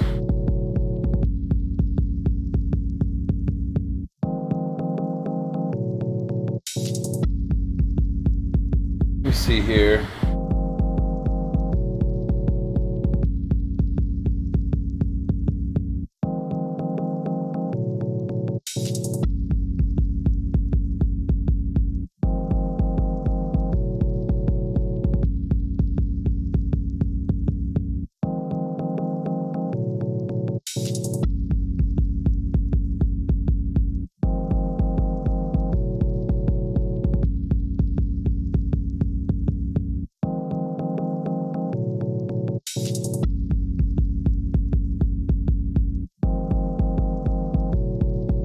We're looking at an iPad ad, I guess.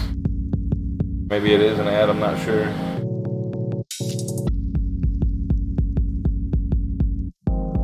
Not sure what's going on over there. Oh, cool.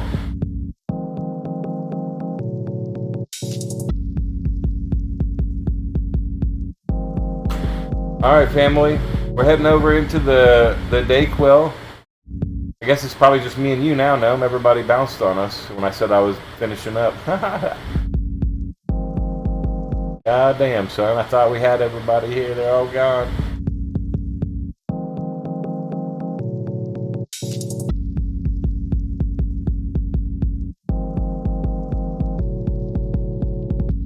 Yo. That was a lot of fun, man. Thanks for hanging out, everybody. Gnome, Techno, Coolborn, everybody that came through. You guys were the dope. I'd love to have a rest of your Thanksgiving that is pleasant. I'll see you tomorrow.